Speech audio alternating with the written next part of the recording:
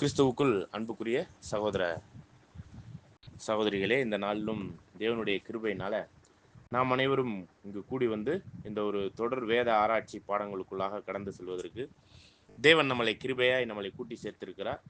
அந்த வகையில நம்முடைய பிதாவாகிய தேவனிடத்திலே நம்முடைய ஆண்டவரும் இரட்சகருமா இருக்கிற கிறிஸ்துவின் மூலம் எல்லா துதி ஸ்தோத்திரங்களையும் நாம் ஏறெடுத்து கொண்டு இந்த நாளில் நம்ம வேதத்தை முறையாக கற்பது எப்படி அப்படிங்கிற ஒரு விஷயத்தின் அடிப்படையில் பைபிளை எப்படி எந்தெந்த முறைமையில நம்ம கற்றுக்கிட்டா தெளிவாக புரியும் அப்படிங்கிறதுக்கு ஒரு 7 வகையான மெத்தட்ஸ் இருக்குது. அந்த ஒரு மெத்தட்ஸின் அடிப்படையில் ஒவ்வொரு மெத்தட்லையும் நம்ம ஒரு சில விஷயங்களை நாம் சிந்திக்க இருக்கிறோம். அதற்கு முன்பாக நம்ம கடந்த கூடுகையில் பார்த்து சிந்தித்த ஒரு சில விஷயங்களை மறுபடியுமாக ஞாபகப்படுத்தி கொண்டு இப்பொழுது இந்த ஒரு கூடுகைக்குள்ளான காரியங்களுக்குள்ளாக நம்ம கடந்து செல்லலாம். கடந்த கூடுகையில் நம்ம சிந்தித்ததுபடி நம்ம வேத வாக்கியங்களை நம்ம அவர் கொடுத்திருக்கிறதனுடைய நோக்கம் அப்படின்னு பார்த்தீங்கன்னா, அவருடைய சித்தத்துக்குள்ளாக நாம் சிறந்த ஒரு ஜனங்களாக, தேவ பக்தி உள்ள ஒரு ஜனங்களாக அவருக்கென்று ஒரு சந்ததியை உருவாக்கணுங்கிற ஒரு நோக்கத்துல தான் தேவன் இந்த ஒரு பைபிளை நம்மளுக்கு கொடுத்திருக்கிறார். அந்த வகையில பைபிள் கொடுக்கப்பட்ட ஒரு நோக்கம் அப்படி இருந்தும் நம்ம அந்த பைபிள் புரிந்து கொள்ளுகிற அளவுக்கு இருக்குதா அப்படிங்கிற ஒரு விஷயத்தை நம்ம ஆழ்ந்து ஆராய்ந்து சிந்திக்கும் பொழுது அப்படிப்பட்ட ஒரு விஷயங்கள்லாம் தெளிவான முறையில் புரிந்து கொள்ளும்படிக்கு இல்லை அப்படிங்கிறதான் உண்மை. சரிங்களா? இப்போ நீங்கள் பார்த்தீங்கன்னா இந்த பைபிளினுடைய நோக்கம், பைபிளினுடைய விஷயம் நம்மளுக்கு கொடுக்கப்பட்டதனுடைய காரியங்களை குறித்து ஒரு வசனத்தில் கூட நம்ம படிக்கலாம் பாருங்க. 2 தீமோத்தி 3ஆம் அதிகாரம் 14 முதல் சில வசனங்களை நம்ம வாசிக்கலாம்.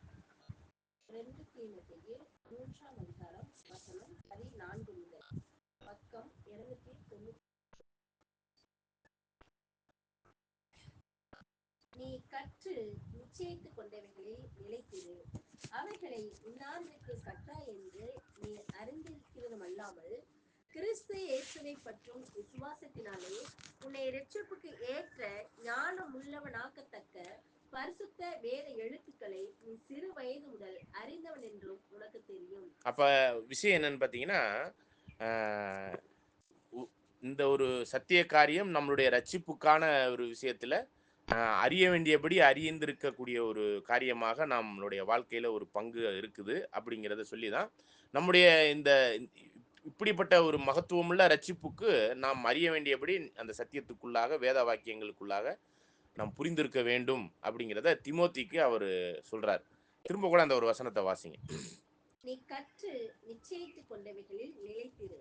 அவைகளை இன்னாரிடத்தில் கற்றாய் என்று நீ அறிந்திருக்கிறதும் அல்லாமல். பாருங்க, இந்த இடத்துல இன்னாரிடத்தில் கற்றாய் என்பதை அறிந்திருக்கிறதும் இல்லாமல்னா, இப்ப நீங்க எங்கள்கிட்ட கற்றுக்கொள்றது அப்படிங்கிறதல்ல. நம்ம முழுவதும் வேதத்திலிருந்து தான் நம்ம உங்களுக்கு சொல்றோம் ஒழிஞ்சு சுய கருத்துக்கள் எதுவுமே சொல்லலை. அப்படிங்கும்போது இந்த கற்றுக் கொடுத்தல் அப்படிங்கிறது ஆதி அப்போஸ்தலர்களுடைய நேரடி கண்காணிப்புல தான் இந்த ஒரு கற்றுக் கொடுக்கப்படுகிறது அப்படிங்கிறத நம்ம புரிந்து கொள்ளணும் இதுல. சரிங்களா? ஏன்னா அன்னைக்கு திமோத்தி பவுல் அப்போஸ்தலன்கிட்ட இருந்து கத்துக்கிட்டாரு.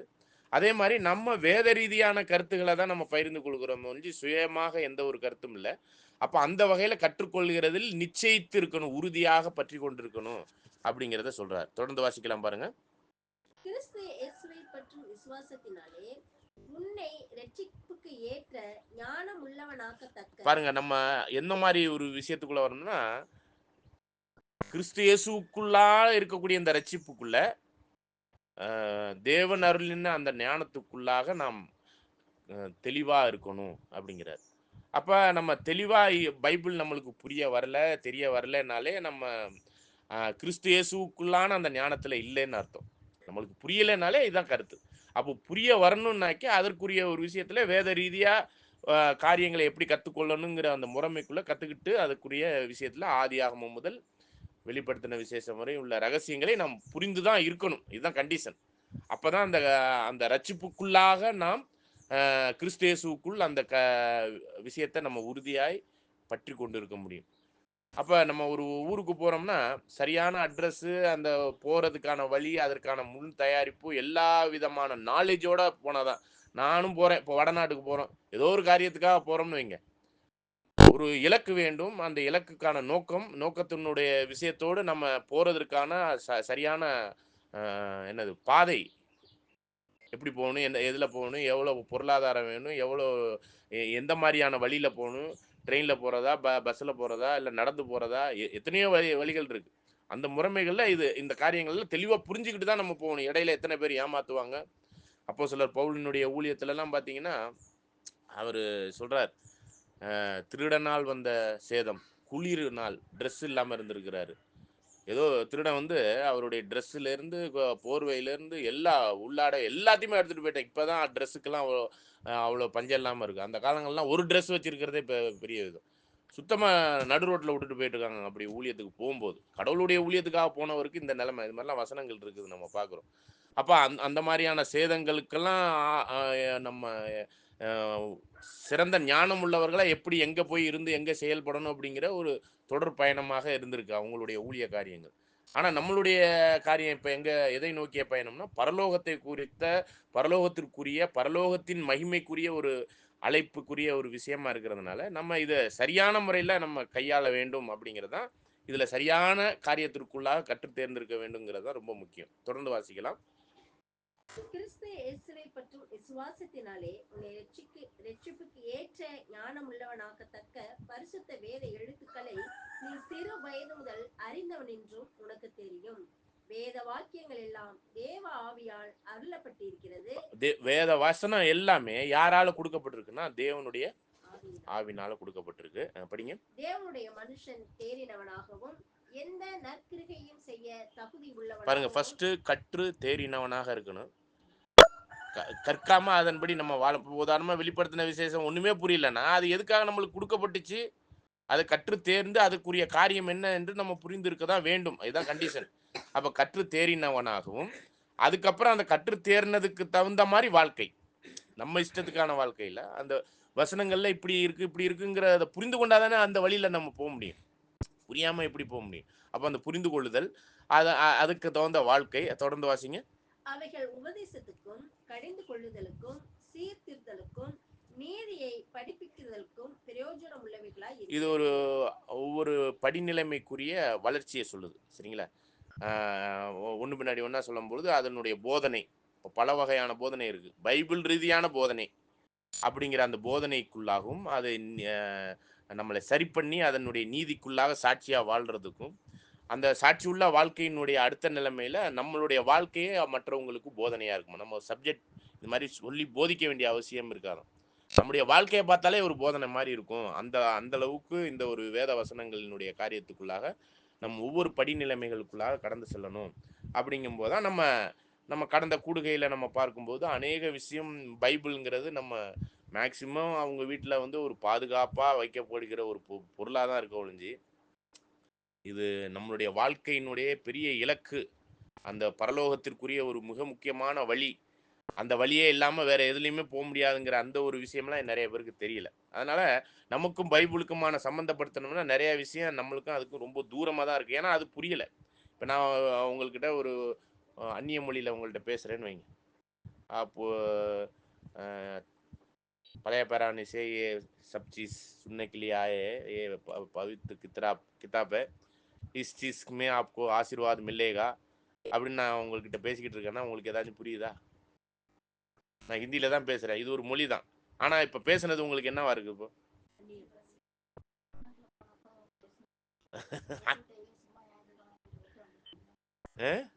அப்போ இது வந்து உங்களுக்கு நான் பேசுகிறேன், இதுக்கு அர்த்தம் இருக்கு, ஆனால் உங்களுக்கு புரிஞ்சிச்சா? இதே மாதிரி தான் பைபிள் நம்மளுக்கு இருக்கு. தேவன் பேசியிருக்கிறாரு, நம்ம சொந்த மொழியில கூட மொழிபெயர்க்கப்பட்டிருக்கு, ஆனா புரியல. அந்நிய மொழியாக இருக்குது. இது பைபிளே அந்நிய பாஷையா இருக்குது. சரிங்களா? புரியாத வரையும் அது அந்நிய பாஷை தான். சரிங்களா? அப்போ புரிய வேண்டிய முகாந்திரம் நம்மளுக்கு இருக்குது, அது புரிந்து கொள்ள வேண்டிய நிர்பந்தம் இருக்குது, கட்டாயம் இருக்குது. அப்படிங்கிறதா இந்த இடத்துல நீங்க புரிஞ்சு கொள்ள வேண்டும். சரிங்களா? அப்படிங்கும்போது நிறைய விஷயம் புரியலைனால இது அந்நிய பாஷையாக இருக்குது. சரிங்களா? எது சரி எது தவறு என்று புரிந்து கொள்ள முடியாத அளவுக்கு தான் இருக்கு. இதுக்கு காரணங்கள் கூட ஒரு சில விஷயங்கள் இருக்கு. நம்ம என்ன மாதிரி இருந்துடுறோம் அப்படின்னு பார்த்தீங்கன்னா, வளர்ச்சியே அற்ற நிலைமைக்குள்ளேயே இருந்துடுறோம். சரிங்களா? ஒரு இடத்துல சொல்றாரு, எபிரேயர் 5ஆம் அதிகாரத்துல 12வது வசனத்திலிருந்து வாசிங்க. எபிரேயர் 5ஆம் அதிகாரம் வசனம் 12 முதல் பக்கம் 301. காலத்தை பார்த்தால் போதகராய் இருக்க வேண்டிய உங்களுக்கு தேவனுடைய வாக்கியங்களின் மூல உபதேசங்களை மறுபடியும் உபதேசிக்க வேண்டியதா இருக்கிறது. பாருங்க, மூல உபதேசம்னு சொல்லி ஒரு 6 வகையான உபதேசங்கள் இருக்கு. அதை மறுபடியும் உங்களுக்கு உபதேசிக்க வேண்டியதா இருக்குது. காலத்தை பார்த்தா நீங்களே மற்றவங்களுக்கு எடுத்து சொல்ல வேண்டிய ஒரு காலகட்டத்தில் இருக்கிறீங்க. ஆனா இல்ல, நீங்க வளரல அப்படி சொல்லும்போது தான் மூல உபதேசம் தான் எல்லா கிறிஸ்தவ சபைகளிலுமே போதிக்கிறாங்க. அதையும் அவங்க தெளிவா போதிக்கிறது இல்ல. மூல உபதேசம்னு ஒரு 6 முக்கியமான உபதேசங்கள் இருக்கு. அந்த மூல உபதேசத்தை சபைகள் தோறும் போதிக்கிறாங்க. ஆனா அதை தெளிவாக போதிப்பது இல்லை. அதனால மறுபடியும் உங்களுக்கு போதிக்க வேண்டியதா இருக்குன்னு அப்போஸ்தலர் பவுல் சொல்றாரு இல்லைங்களா?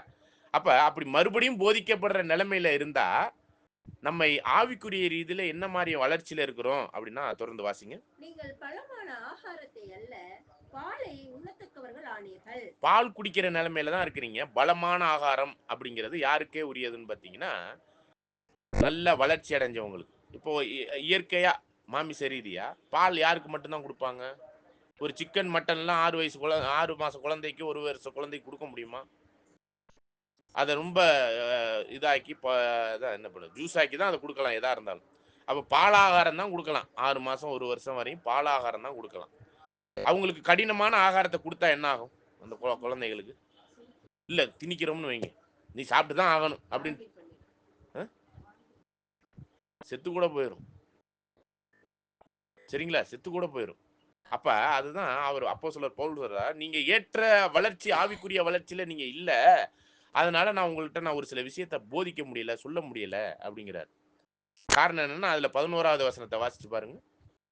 இந்த மெல்கிசேதேக்கை பற்றி நாம் விஸ்தாரமாய் பேசலாம். நீங்கள் கேள்வியில் மந்தமுள்ளவர்களானபடியினால் அதை விளங்க பண்ணுகிறது அரிதாயிருக்கும். பாருங்க, இந்த மெல்கிசேதேக்கை பத்தி பைபிள்ல 2 இடத்துல இருக்கு. ஒன்னு சங்கீதம் 110ல, இன்னொன்னு ஆபிரகாம் கிட்ட டீல் பண்ணும்போது. சரிங்களா? இந்த 2 வசனம் தான் பைபிள்லே இருக்குது பழைய ஏற்பாட்டுல. ஆனா இந்த மெல்கிசேதேக்கை பத்தி 4 அதிகாரம் பேசியிருக்கிறாரு எபிரேய புத்தகத்துல அப்போஸ்தலர் பவுல். அவரை பற்றி விஸ்தாரமா பேசலாம். நீங்க அதை புரிந்து கொள்வதற்கான தன்மை இல்லாததுனால நான் அதை வந்து விவரித்து உங்களுக்கு பேச முடியல அப்படிங்கிறார். அதுக்கு காரணம் என்னன்னா மூல உபதேசத்துல தெளிவில்ல அப்படிங்கிறார். மூல உபதேசம் அப்படிங்கறத அடுத்த வசனத்துல சொல்றார். தொடர்ந்து வாசிங்க. பால் உண்ணுகிறவன் இல்ல 12 காலத்தை பார்த்தால் போதகராய் இருக்க வேண்டிய உங்களுக்கு தேவனுடைய வாக்கியங்களின் மூல உபதேசங்களை மறுபடியும் உபதேசிக்க வேண்டியதா இருக்கிறது. தொடர்ந்து நீங்கள் பழமான ஆகாரத்தை அல்ல பாலை உண்ணத்தக்கவர்கள் ஆனீர்கள்.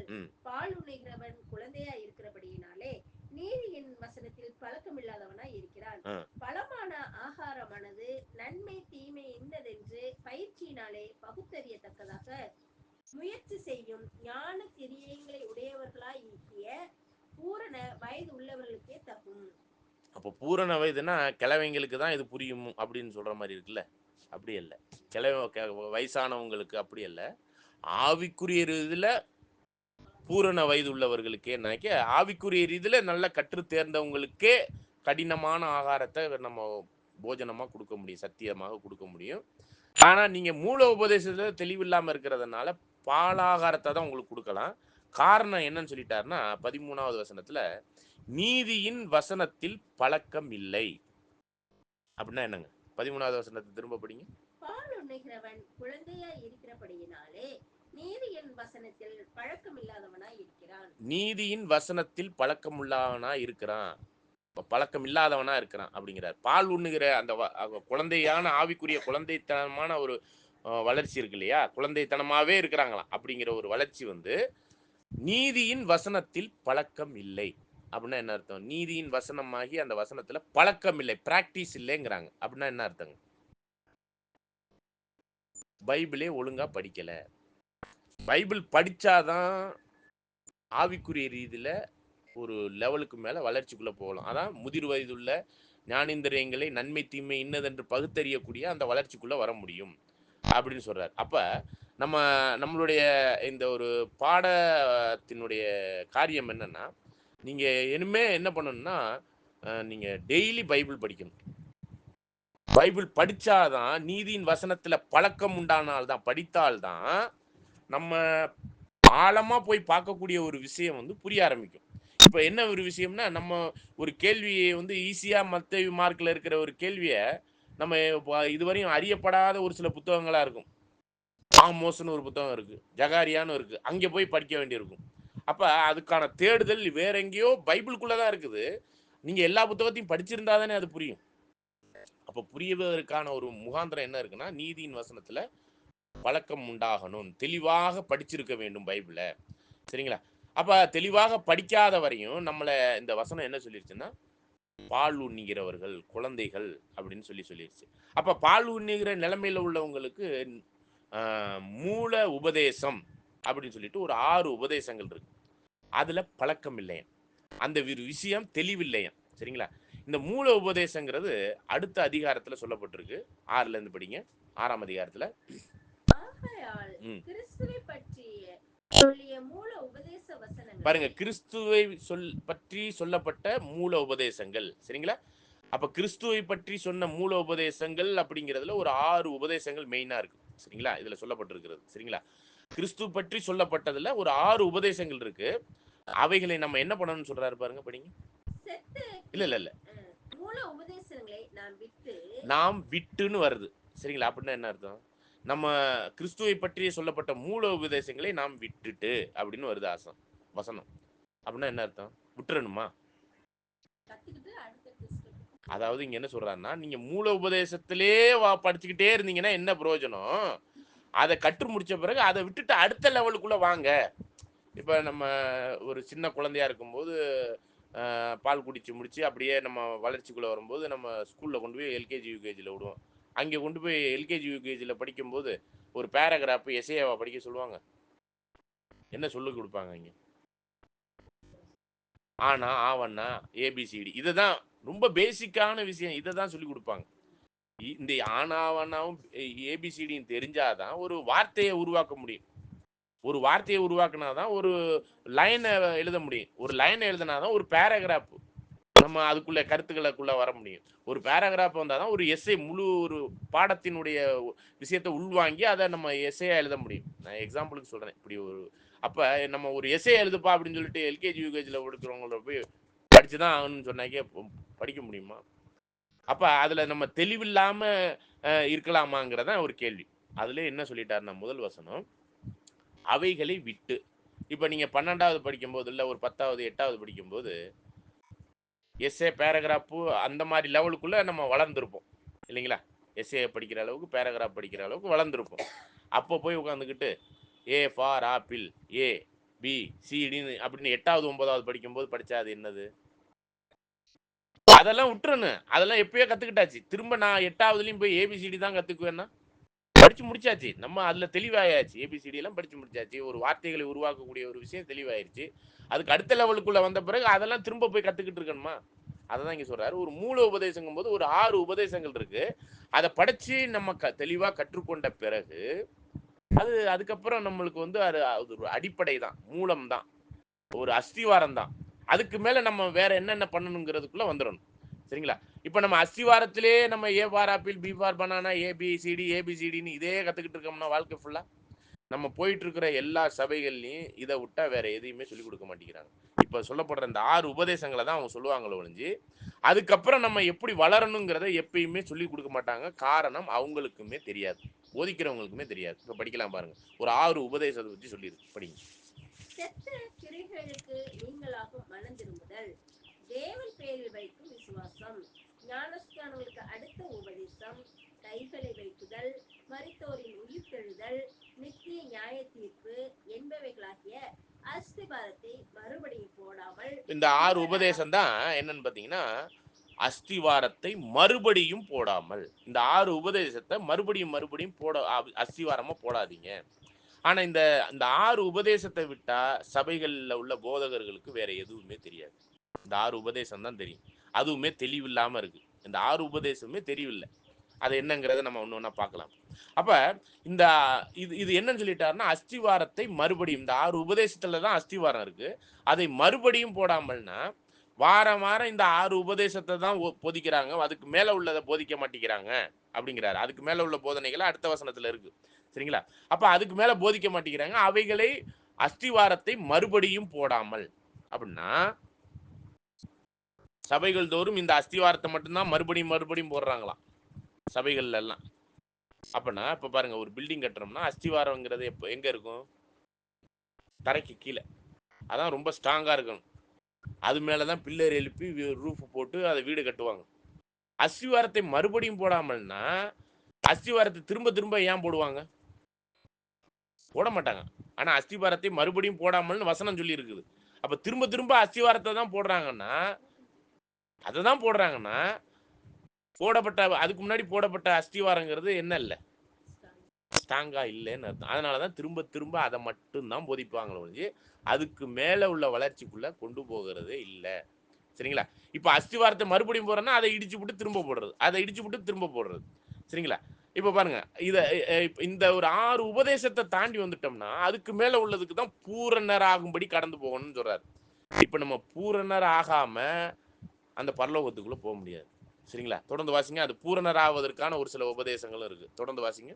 அஸ்திவாரத்தை மறுபடியும் போடாமல் பூரணர் ஆகும்படி கடந்து போவோமாக. பூரணரா அஸ்திவாரம் போட்டாச்சுன்னா அதுக்கப்புறம் பில்லர் எழுப்புங்க, செவரை வைங்க, ரூஃபை போடுங்க, வீடை கட்டி முடியுங்க. நீங்கள் தானே தேவனுடைய வீடு. அஸ்திவாரத்தையே போட்டுக்கிட்டு இருந்தா எப்ப வீடு கட்டி வீட்டுக்குள்ள போகிறது?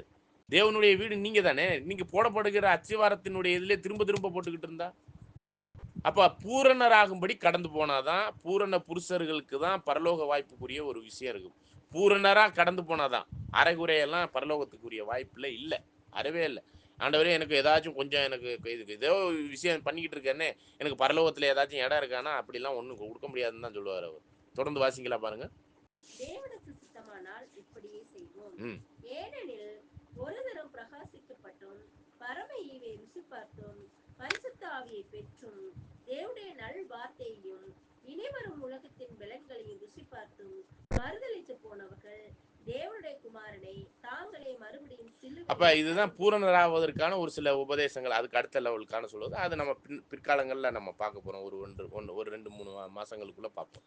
இப்ப நம்ம போடப்படுறது என்னன்னா, இந்த அஸ்திவாரம் தான் ஸ்ட்ராங்கா போடணும். சரிங்களா? இப்ப நம்ம திரும்ப வந்துடலாம். 6ஆம் அதிகாரத்துல உள்ள 1வது வசனத்திலிருந்து திரும்ப வரலாம் பாருங்க. படிங்க. ஆகையால் கிறிஸ்துவை பற்றி சொல்லிய மூல உபதேச வசனங்களை நாம் விட்டு செத்த கிரியைகளுக்கு பாருங்க, செத்த கிரியைகளுக்கு நீங்களாகும் மனம் திரும்புதல். பாருங்க, சபைகள் தோறும் இந்த போதனையை தான் எப்பயுமே பண்ணுவாங்க. மனம் திரும்புங்க, பாவத்தை விட்டுட்டு வாங்க, கர்த்தருக்குள்ளாக நீதியா வாழுங்க. மனம் திரும்புங்க, பாவத்தை விட்டுட்டு வாங்க, கர்த்தருக்குள்ளாக நீதியா பரிசுத்தமா வாழுங்க. இந்த இந்த விஷயத்தை தான் எப்பயுமே போதனையில கொண்டாந்து வச்சிருப்பாங்க. நீங்க அதை கேட்குற நீங்களும் நானும் என்னைக்காச்சும் கேட்டு, நான் மனம் திரும்பி கர்த்தருக்குள்ளான நீதியையும் பரிசுத்தத்தையும் காத்துக்கிட்டேன், இனி என்ன பண்ணணும்னு நம்ம என்னைக்காச்சும் கேட்டிருக்கோமா? ஏன்னா நம்ம மனம் திரும்பவும் இல்லை, பாவத்தை விட்டுட்டு நீதிக்குள்ள தெளிவாகவும் வந்து சேர்ந்துடல. இதுதான் காரணம். அதனால நம்மளும் அதே போதனையே தான் கேட்டுக்கிட்டு இருக்கோம். மனம் திரும்புங்க, மனம் திரும்புங்க, பாவத்தை விட்டுருங்க, மனம் திரும்புங்க. இதை தான் எல்லா சபையிலையும் போதிக்கிறாங்களா? இதை விட்டா வேற ஏதாச்சும் போதிக்கிறாங்களா? இப்ப எதுலங்க மனம் திரும்பணும் அப்படிங்கிறதுல பாத்தீங்கன்னா ஆண்டவர் பேசுறார் 39 ஓமைகள். பரலோக ராஜ்யம் அதுக்கு ஒப்பிட்டு இதுக்கு ஒப்பிட்டு அப்படி இப்படின்னு. இப்ப நம்ம 2 ஓமைகளை நம்ம வந்து ஜஸ்ட் கேள்வி கேட்டோம். கடுகு விதை ஓமையும் புளித்தமா ஓமையும். மனம் திரும்புங்கள், பரலோக ராஜ்யம் சமீபமா இருக்கு, பரலோக ராஜ்யம் கடுகு விதைக்கு ஒப்பா இருக்கு, பரலோக ராஜ்யம் புளித்த மாவுக்கு ஒப்பா இருக்குன்னு சொல்லப்பட்டிருக்கு. அதனுடைய அர்த்தமே தான் நம்மளுக்கு புரியலையே. அப்புறம் எங்க நம்ம மனம் திரும்புறது, பாவத்தை விடுறது? இந்த 2 ஓமைக்குள்ள மனம் திரும்புதலும் இருக்கு, பாவம் செஞ்சுக்கிட்டு இருக்கோமா அந்த பாவத்தை விட்டுட்டு வெளியே வர வேண்டியதும் இருக்கும். அப்ப புளித்த மாவுனா என்ன, அந்த கடுகு விதைனா என்ன, அந்த பறவைகள் எது, அந்த மரம் எது, இதெல்லாம் தெரியாம நம்ம அந்த தப்புன்னு தெரியாமலே நம்ம தப்புக்குள்ள இருப்போம். நம்மளுக்கு தெரியாது. அது போதிக்கப்பட்டு அது புரிந்து கொண்டாதான் ஓ இது தப்பா அப்படிங்கிறத அதுக்கப்புறம் தான் நம்ம புரியும். சரிங்களா? அப்ப என்னது அந்த போதனை என்னன்னு பாருங்க. மனம் திரும்புதல், பாருங்க, தேவன் பேரில் வைக்கும் விசுவாசம். நல்லா இதை கொஞ்சம் கவனிச்சு பாருங்க. தேவன் பேரில் வைக்கிற விசுவாசம். நம்மளுக்கு தேவன் யாருன்னு தெரியுமா? யார் நம்மளுடைய தேவன்? பெரிய கேள்வி ஆயிடுச்சு பாருங்க. பிதா, குமாரன், பரிசுத்தாவி, மூணு தேவர்கள் அப்படிங்கிறதெல்லாம் அநேகமா போதிக்கப்படுது. சரிங்களா? மூன்றும் ஒன்றா இருக்குது அப்படிங்கிற ஒரு போதனையும் இருக்கு. இவர் தான் அவர், அவர் தான் இவர், இவர் அவர்னு. சரிங்களா? அப்ப இந்த ஒரு போதனையில தேவன் பேரில் வைக்கிற விசுவாசம்னா, நம்முடைய ஆண்டவர் அப்பா அப்பா அப்பான்னு சொல்லிக்கிட்டு இருந்தாரே அவர் யாரு? இவர் தான் அப்பாவா? நம்முடைய ஆண்டவராகிய ஏசப்பா தான் அந்த அப்பாவா? அவரே அப்பா அப்பான்னு கூப்பிட்டுக்கிட்டு இருந்தாரா? ஜெபம் பண்ணாரா இல்லைங்களா? அநேக விஷயத்த அப்பா கிட்ட கேட்டு கேட்டு தானே செஞ்சாரு. யார் அவர்? அவர் பேர் என்னன்னு தெரியுமா? அப்புறம் எப்படி நம்ம தேவன் பேர்ல வைக்கிற விசுவாசத்திலேயே ஒரு பெரிய கேள்வியா இருக்கு. யார் தேவன்னு கேள்வி கேட்டாலே நம்மளுக்கு தெரியல பாருங்க. ஆண்டவரா இயேசு கிறிஸ்து தேவனா? தேவன் இல்லையா? தேவன் தானா அவரு? ஆதியிலே வார்த்தை இருந்தது, அந்த வார்த்தை தேவனோடு இருந்தது, அந்த வார்த்தை தேவ தன்மைக்குரிய தேவனாய் இருந்தது. நம்ம யோவான் 1ஆம் அதிகாரம் 1வது வசனத்துல படிக்கிறோம். அப்ப வார்த்தை வேற தேவன் வேறயா? ரெண்டு ஒண்ணா வேறயா? எவ்வளவு குழப்பங்கள் இருக்கு பாருங்க. அப்ப நம்மளுக்கு தேவன் பேர்ல வைக்கிற விசுவாசங்கும்போது யோவான் அதாவது நித்திய ஜீவன் அப்படிங்கிற ஒரு விஷயம் என்னது? நித்திய ஜீவன்னா என்னது? நித்தியத்திற்கும் நம்மளுடைய வாழ்க்கை, நித்தியத்திற்கும் சாகாத தன்மைக்குரிய ஒரு வாழ்க்கை. அதான் நித்தியத்திற்கும் அப்படின்னா நித்தியத்திற்கும் வாழ்க்கை ஜீவன் அப்படிங்கிறது. நம்ம நித்திய ஜீவனை அடையணும்னா ரெண்டு விஷயம் ரொம்ப முக்கியம். சரிங்களா? ரெண்டு விஷயம் ரொம்ப முக்கியம். மூணாவது இருக்குது, அது இல்லாமே இல்லை. சரிங்களா? மூணு முக்கியமான ஒரு விஷயங்கள் இருக்கு. ஒன்று என்னன்னா, ஆண்டவரை விசுவாசிப்பதனால் நம்மளுக்கு நித்திய ஜீவன் கிடைக்குது. யோவான் 3:16. சரிங்களா? யோவான் 3:16 வாசிங்க. தேவன் தம்முடைய ஒரே பேரான குமாரனை விசுவாசிக்கிறவன் எவனோ அவன் கெட்டு போகாமல் நித்திய ஜீவனை அடையும்படிக்கு அவரை தந்தருளி இவ்வளவாய் உலகத்தில் அவருடைய குமாரனை தேவன் கொடுத்தாராம் நம்மளுக்கு பலியாக. பிதாவாகிய தேவன் அவருடைய குமாரன் யாரு? கிறிஸ்து. கிறிஸ்துவை பலியாக கொடுத்திருக்கார். அவருடைய குமாரனை விசுவாசிக்கிறவனுக்கு என்ன கிடைக்கும்? நித்திய ஜீவன். எந்த அளவுக்கு இந்த உலகத்தின் மேல அன்பு கூர்ந்திருக்காருன்னா, இந்த உலகத்துக்காக தான் அவருடைய மகனை பலியா செலுத்தி இருக்காராம். இப்ப கேள்வி என்னன்னா, ஒரு ஒரு என்ன சொல்றது, எடக்கான ஒரு கேள்வி அப்படின்னு வச்சுக்கோங்க. இன்னைக்கு கிறிஸ்தவர்கள்லாம் இயேசுவை விசுவாசிக்கிறாங்க, அவங்களுக்கு நித்திய ஜீவன் உண்டுன்னு நாமளும் நம்புறோம், நம்ம அந்த விசுவாசத்துக்குள்ள வர்றோம். விசுவாசிக்காதவங்கலாம் இன்னைக்கு ஹிந்து இருக்கிறாங்க, முஸ்லீம் இருக்கிறாங்க, கடவுளே இல்லைன்னு சொல்லிட்டு இருக்கிற தீகா கட்சிக்கு இருக்காங்க. ஆண்டவராகி இயேசு கிறிஸ்துவை விசுவாசிக்காதவங்க எல்லாம் எங்க போறாங்க? நரகத்துக்கு போறாங்க. இதானே போதிக்கப்படுது. இப்ப ஆண்டவராய் இயேசு கிறிஸ்து 2000 வருஷத்துக்கு முன்னாடி தான் இந்த பூமியில வந்து மீட்கும் பொருளாகி அவருடைய ஜீவனை கொடுத்தாரு. அதுக்கு முன்னாடி ஒரு 4000 வருஷம் இருக்கு. ஆண்டவராய் இயேசு கிறிஸ்துவின் பேரே இந்த பூமியில தெரியாது. அவருடைய நாமத்தையும் அவர் மரித்ததற்குரிய விசுவாசத்துக்குள்ள வந்தாதான் நித்திய ஜீவன் வசனம் இருக்கு. அப்ப 4000, அதாவது ஆண்டவர் இந்த பூமியில மனுஷனா வர்றதுக்கு முன்னாடி வாழ்ந்தவங்களுடைய வாழ்க்கைக்கெல்லாம் என்ன? அவங்களுக்கெல்லாம் அப்ப நித்திய ஜீவனே இல்லையா? விசுவாசிக்கவே இல்லையே. ஆண்டவர் ஒருத்தர் வந்தாருன்னே அவங்களுக்கு தெரியாது. அப்ப அவங்களுக்கெல்லாம் நித்திய ஜீவன் இல்லையா? கேள்வி இருக்கா இல்லைங்களா? இன்னைக்கு வந்து பாத்தீங்கன்னா அந்தமான் நிக்கோபார் தீவுல ஒரு தீவுல ஒரு குரூப் இருக்கிறாங்க. அவங்க ட்ரெஸ் எல்லாம் ஒழுங்கா போட மாட்டாங்க. நான் போய் அங்கே ஏதாச்சும் அவங்கள மனம் திரும்பணும்னு போதிக்க போனோம்னா, ஒருத்தர் அப்படிதான் போனார் ஒரு 10 வருஷத்துக்கு முன்னாடி. அங்கே அவரை பிடிச்சி கொண்டு போட்டாங்க. போதிக்க போனவரை கொண்டு போட்டாங்க, ஒரு ஊழியமா போனவரை. அப்ப இது என்னன்னு பாருங்க, அவங்களுடைய இதுல என்னன்னாக்கா, அவங்க கடவுள் இருக்கு இல்லையா, ஏதோ ஒரு கடவுள் வச்சு கும்பிடுறாங்க, அது என்ன கடவுள்லாம் தெரியாது. அவங்க கடவுளுக்கு மனுஷர்களா போகக்கூடிய நம்மளை பலியா செலுத்திடுறாங்க. அவங்களுக்கு அதுதானே கத்துக் கொடுக்கப்பட்டிருக்கு. அவங்க அவங்க தெரிஞ்சு கொள்றாங்களா தெரியாம கொள்றாங்களா? அவங்களுக்கு போதிக்கப்பட்டதே இப்படிதானே, மனுஷனை கொலை பண்ணணும், பலி செலுத்தணும். அப்ப அவங்களுக்கெல்லாம் கடவுள் யாரு? அவங்க தேவன் பேர்ல வைக்கிற விசுவாசத்துக்குள்ள அவங்களுக்குள்ள போகவே மாட்டேங்குது, சத்தியம் போகவே மாட்டேங்குது. அதுக்கு என்ன பண்ண முடியும்? அவங்களுக்கெல்லாம் தேவன் என்ன பண்ண போறார்? விசுவாசிக்கிற கிறிஸ்தவர்களுக்கு நித்திய ஜீவனுங்க, விசுவாசிக்காதவங்களுக்கெல்லாம் என்ன நிலைமை? எவ்வளவு பெரிய கேள்வி இருக்கு பாருங்க. இது வந்து ரொம்ப முக்கியமான ஒரு வசனம், யோவான் 3:16ங்கிறது. அடுத்தது என்னன்னு பாத்தீங்கன்னா, யோவான் 5:39. வேத வாக்கியங்களை ஆராய்ந்து பாருங்கள், அவைகளால் உங்களுக்கு என்ன இருக்கு? எண்ணுகிறீர்களே.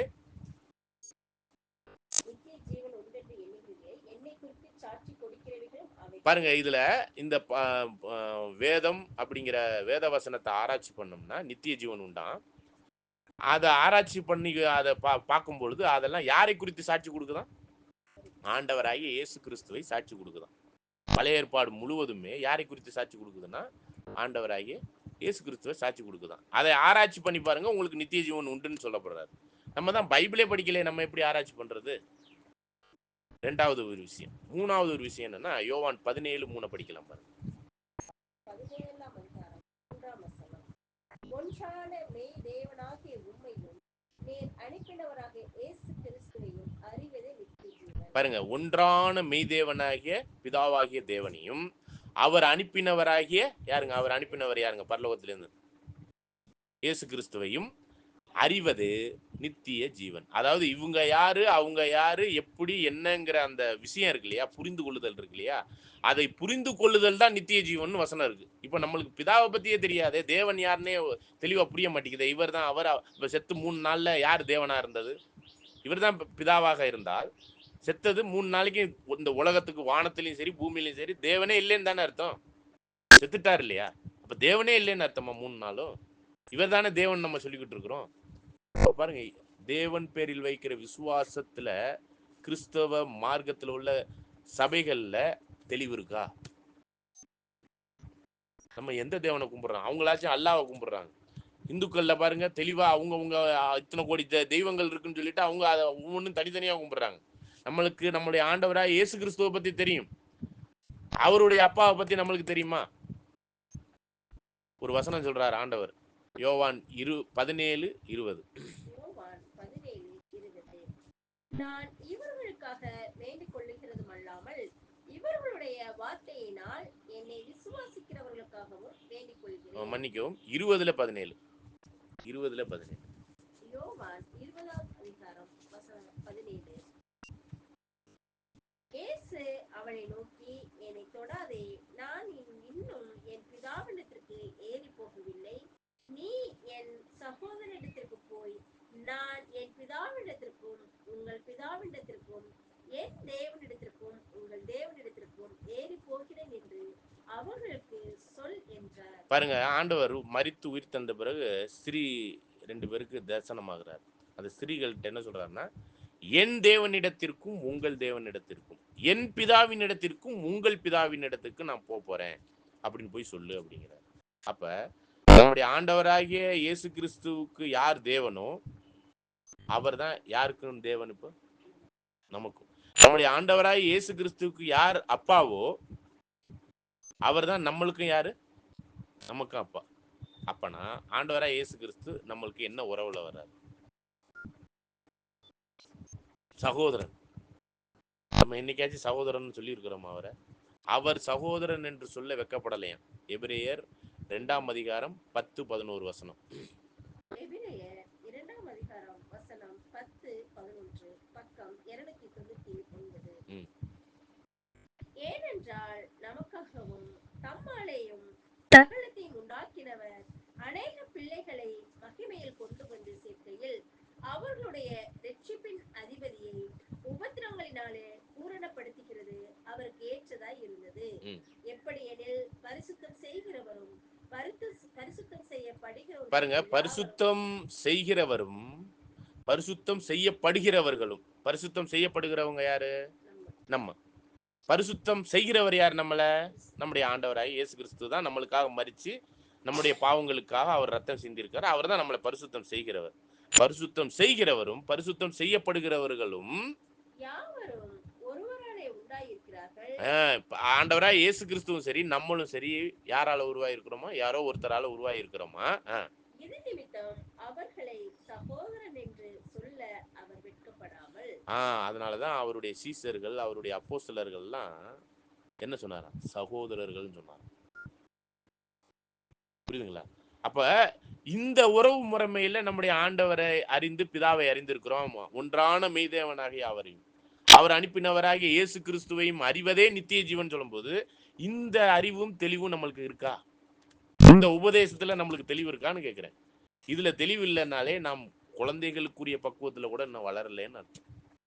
அதனாலதான் எபிரேயர் 6ஆம் அதிகாரம் அந்த 1-2 வசனத்துல பார்க்கும்போது மனம் திரும்புதல், செத்த கிரிகைகளுக்கு நீங்களாக மனம் திரும்புதல், தேவன் பேரில் வைக்கிற விசுவாசம்னாலே தேவன்லே யார் தேவன்னே தெரியல. இன்னைக்கு தேவன் யாருன்னு பாத்தீங்கன்னா சாத்தான் கூட தேவன் வசனம் இருக்கு. படிச்சிருக்கிறீங்களா?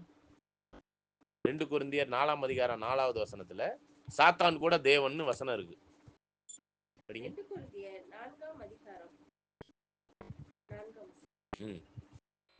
தேவனுடைய சாயலாய் இருக்கிற கிறிஸ்துவின் மகிமையான சுவிசேஷத்தின் ஒளி அசுவிசுவாசிகளுக்கு அவர்களுக்கு பிரகாசமாய் இராதபடிக்கு இப்பிரபஞ்சத்தின் தேவன் அப்படின்னா இந்த உலகத்தின் தேவனானவன் அவர்களுடைய மனதை குருடாக்கி. அப்ப அவனும் தேவன் என்று வேதமே சொல்லுது.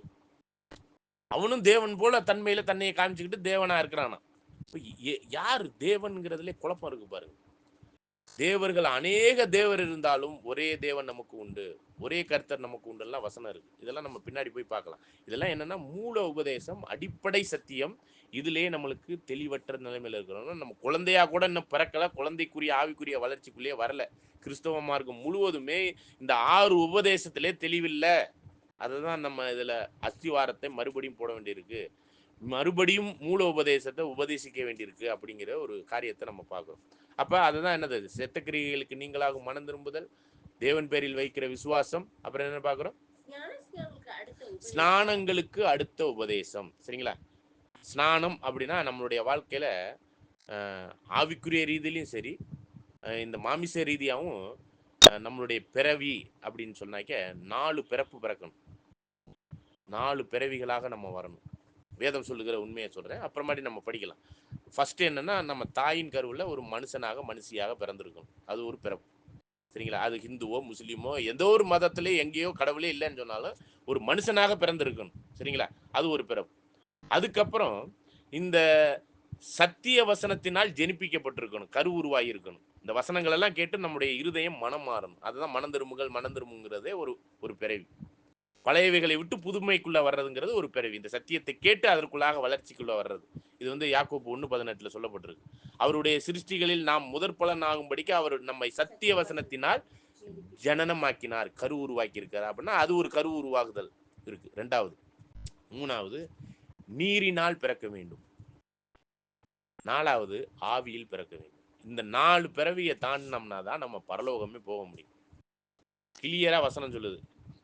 யோவான் 3:5 வசனத்துல 1-5 வசனத்துல படிச்சீங்கன்னா, ஒருத்தன் தாயின் கருவுல பிறக்கணும், வசனத்துக்குள்ளாக பிறக்கணும், நீரினாலும் ஆவியினாலும் பிறந்தால் ஒழிய பரலோக ராஜ்யம் பிரவேசிக்க முடியாது. இப்படி பிறவிகள் இருக்குது. இந்த ஸ்நானங்களுக்கு அடுத்த உபதேசத்துல இத்தனை பிறவி இருக்குது. நம்ம இந்த பிறவினாக்க திரும்ப போய் தாயின் கரு உருவாகிறதுல இந்த மனுஷனா வந்த பிறகு அதுக்கப்புறம் நம்ம வாழ்க்கையில 3 ஜெனிப்பிக்கப்படுதலுக்குரிய கரு உருவாகுதலுக்குரிய ஒரு பிறவிக்குள்ள கடந்து போனோம்னா தான் ஆவியில் பிறந்து பரலோகம் போகலாமா. அப்ப இந்த 4 பிறவிகளுக்குரிய ஒரு ஜீவியத்தை நம்ம வாழ்க்கையிலே வாழ்ந்தாக வேண்டியிருக்கு. இந்த மனுஷனா பிறக்கும் பொழுதே 4 மாற்றத்துக்குரிய ஒரு ஜீவனுக்குள்ளாக பிறவிக்குள்ளாக போகணும்னு வசனம் சொல்லுது. இதை பத்திலாம் நம்ம போதிக்கப்பட்டிருக்கிறோமா? அதான் ஸ்நானங்களுக்கு அடுத்த உபதேசம். கைகளை வைக்குதல் அப்படின்னு சொல்லி அடுத்த உபதேசத்தை பத்தி சொல்றாரு எபிரேயர்ல. நம்ம இதை ஒன்லி நம்ம டச் அப் தான் பண்றோம். இப்படிலாம் இருக்குது, இதெல்லாம் நம்ம தெரிஞ்சிருக்கிறோமா அப்படிங்கிறத ஒரு ஒரு கேள்விதான் எழுப்புறோம் ஒழிஞ்சு பாடத்துக்குள்ள நம்ம இன்னும் போகல. இதெல்லாம் நம்ம என்ன பண்ண போறோம்னா வருங்காலத்துல ஒவ்வொரு வகையா நம்ம தனித்தனியா பார்க்க போறோம். சரிங்களா? அப்ப அதுதான் என்னது, ஸ்நானங்களுக்கு அடுத்த உபதேசம் கைகளை வைக்குதல். அப்ப கைகளை வைக்குதல்ங்கிற ஒரு உபதேசம் ஒண்ணு இருக்கு, சத்தியம் இருக்கு, மறைபொருள் இருக்கு. அப்ப கைகளை வைக்குதல்னா இப்ப நான் சிம்பிளா கேட்கிறேன் பாருங்க, ஒரு கேள்வி, இதுவும் எடக்கான ஒரு கேள்விதான். ஒவ்வொரு எடக்கான கேள்வியிலும் பதில் இருக்கு. அதான் நம்ம புரிஞ்சுக்கணும். பேதுரு அவரை மாதிரி ஒரு கேள்வி கேட்கறதுக்கு யாருமே இல்லை. ஒவ்வொன்றுக்கும் இடக்கடக்கா கேள்வி கேட்பார். ஒவ்வொன்றுக்கும் இடக்கடக்கா கேள்வி கேட்டு பதிலையும் ஆண்டவராக இயேசு கிறிஸ்துக்கிட்ட இருந்து பெற்றுக்கொண்டவர் அவர். மற்றவங்களும் அமைதியா இருப்பாங்க, யாருமே கேள்வி கேட்க மாட்டாங்க. திட்டும் வாங்குவார். சரிங்களா? கேள்வியும் கேட்பாரு, ரொம்ப உரிமையோட பேசுவாரு பேதுரு. ஒரு சில ரகசியங்கள் எல்லாம் புரிந்து கொண்டதை ஆண்டவரே சொல்றாரு, இது நீ சொல்லலப்பா, தேவன் உனக்கு சொல்ல வச்சிருக்கிறாருன்னு சொல்லுவார். அந்த மாதிரி ரகசியங்கள் எல்லாம் சொல்ற அளவுக்கு ஒரு தெளிவான ஆளாவும் இருந்தார். ஆனா அதே நேரத்துல கேள்வி கேட்டு அவ்வளவு நீ சாத்தான், என்னை விட்டு அகன்று போன்னு சொல்ற அளவுக்கும் அப்படி இருந்திருக்கிறார். அப்படிப்பட்டவரை தான், படிப்பறிவுலாம் இல்லைங்க, அவர் மீன் பிடிக்கிறவர் தான். சபைக்கெல்லாம் ஒரு பொறுப்புள்ள ஒரு ஊழியத்தை, என் சபையை நீ பார்த்துக்க, என் ஆடுகளை மெயின் கொடுத்தது யாருக்கிட்ட மட்டும்தான், 12 அப்போஸ்தலர்கள் அவர்கிட்ட தான் மெயின் பொறுப்பை கொடுத்துட்டு போனார். என்ன எதுக்காக சொல்ல வரேன்னா, நாம் கேள்வி கேட்கணும், கேட்டோம்னா அதுக்கு அத்தனைக்குமே தேவன் வேத ரீதியா பதில் கொடுப்பார். அதன் மூலம் நம்ம ஆவிக்குரிய ரீதியில ஒரு லெவலுக்கு மேல வளர்ச்சிக்குள்ள போவோம். இப்ப கைகளை வைக்குதல் அப்படிங்கும்போது எல்லாரும் நம்ம என்ன நினைப்போம்? கைகளை வைக்கலாம், தலை மேல கையை வச்சு ஜெபம் பண்றது, இப்படிதானே நினைப்போம். நான் ஒரு இடக்கான கேள்விதான் கேட்க போறேன். நீங்க கிறிஸ்துக்குள்ளான ஒரு ஜீவியத்துக்குள்ள வந்தவொடனே உங்க தலை யாரு? கிறிஸ்து. உங்க தலை கிறிஸ்து தானே. கிறிஸ்து என்னும் உங்க தலை மேல கையை வச்சு நான் வந்து ஜெபம் பண்றனோ, இல்ல பாஸ்டர் வந்து ஜெபம் பண்றாரோ, வேற யாரோ ஜெபம் பண்றாங்கன்னா அது கரெக்டா இருக்குமா?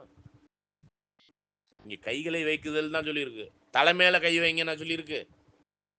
அப்ப கைகளை வைக்குதல்னா அர்த்தமே வேற. இத பத்தி நம்ம என்ன அப்படின்னா, ஒருத்தரை ஊழியத்திற்கு ஏற்பாடு பண்ணும்போது இவர் சபையில இப்போ உதாரணமா இங்க இந்த சபையில ஒரு 50 பேர் இருக்கிறோம்னு வைங்களேன்.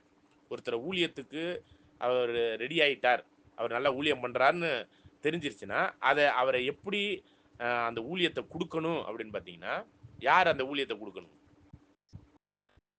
சபையில் 50 பேர் இருக்கிறாங்க. இல்லை அதான் அந்த அந்த 50 பேர்ல ஒருத்தர் நல்ல ஒரு 2-3 பேர் நல்ல ஊழியம் பண்ண ஆரம்பிச்சிட்டாங்க.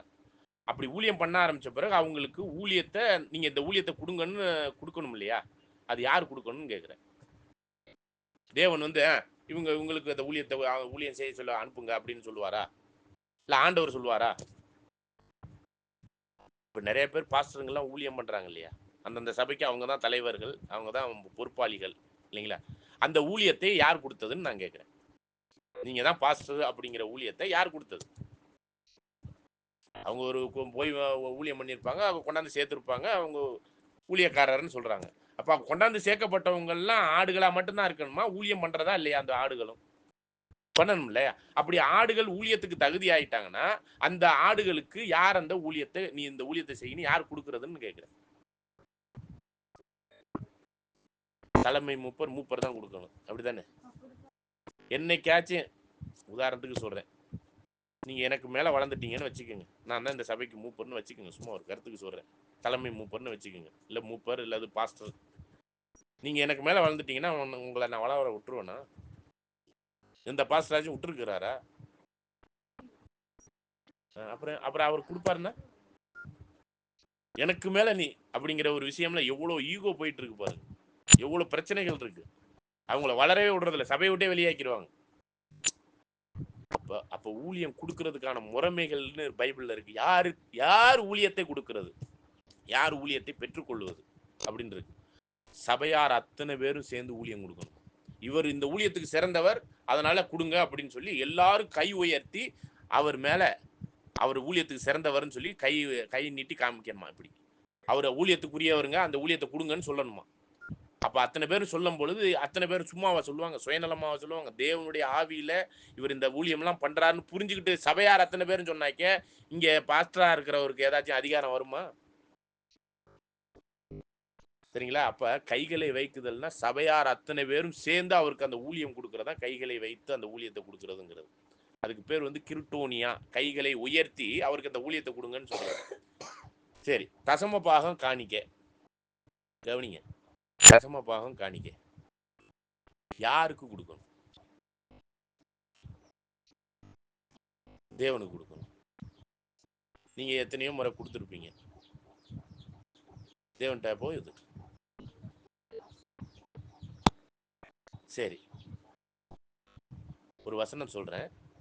பழைய ஏற்பாட்டின்படி யாருக்கு தசம பாகம் காணிக்கை, அந்த தசம பாகங்கிற 10ல் ஒரு பங்கு கொடுக்கணும்னா விதவைகள், கைவிடப்பட்டோர், அனாதைகள், பரதேசிகள் மற்றும் ஆசாரியர்களுக்கு. இந்த 5-6 வகையான ஜனங்களுக்கு தான் கொடுக்கணும். ஏன்னா ஆசாரியர்களுக்கு வயல், தோப்பு, இடம் எதுவுமே கொடுக்கப்படாது. அது மாதிரி விதவைகள், கைவிடப்பட்டவங்களுக்கும் எதுவும் இருக்காது. அதனால அவங்களுக்கு தான் இந்த தசம பாகத்தை கொடுக்கணும். இதுதான் பழைய ஏற்பாடு சொல்லுகிற உண்மை.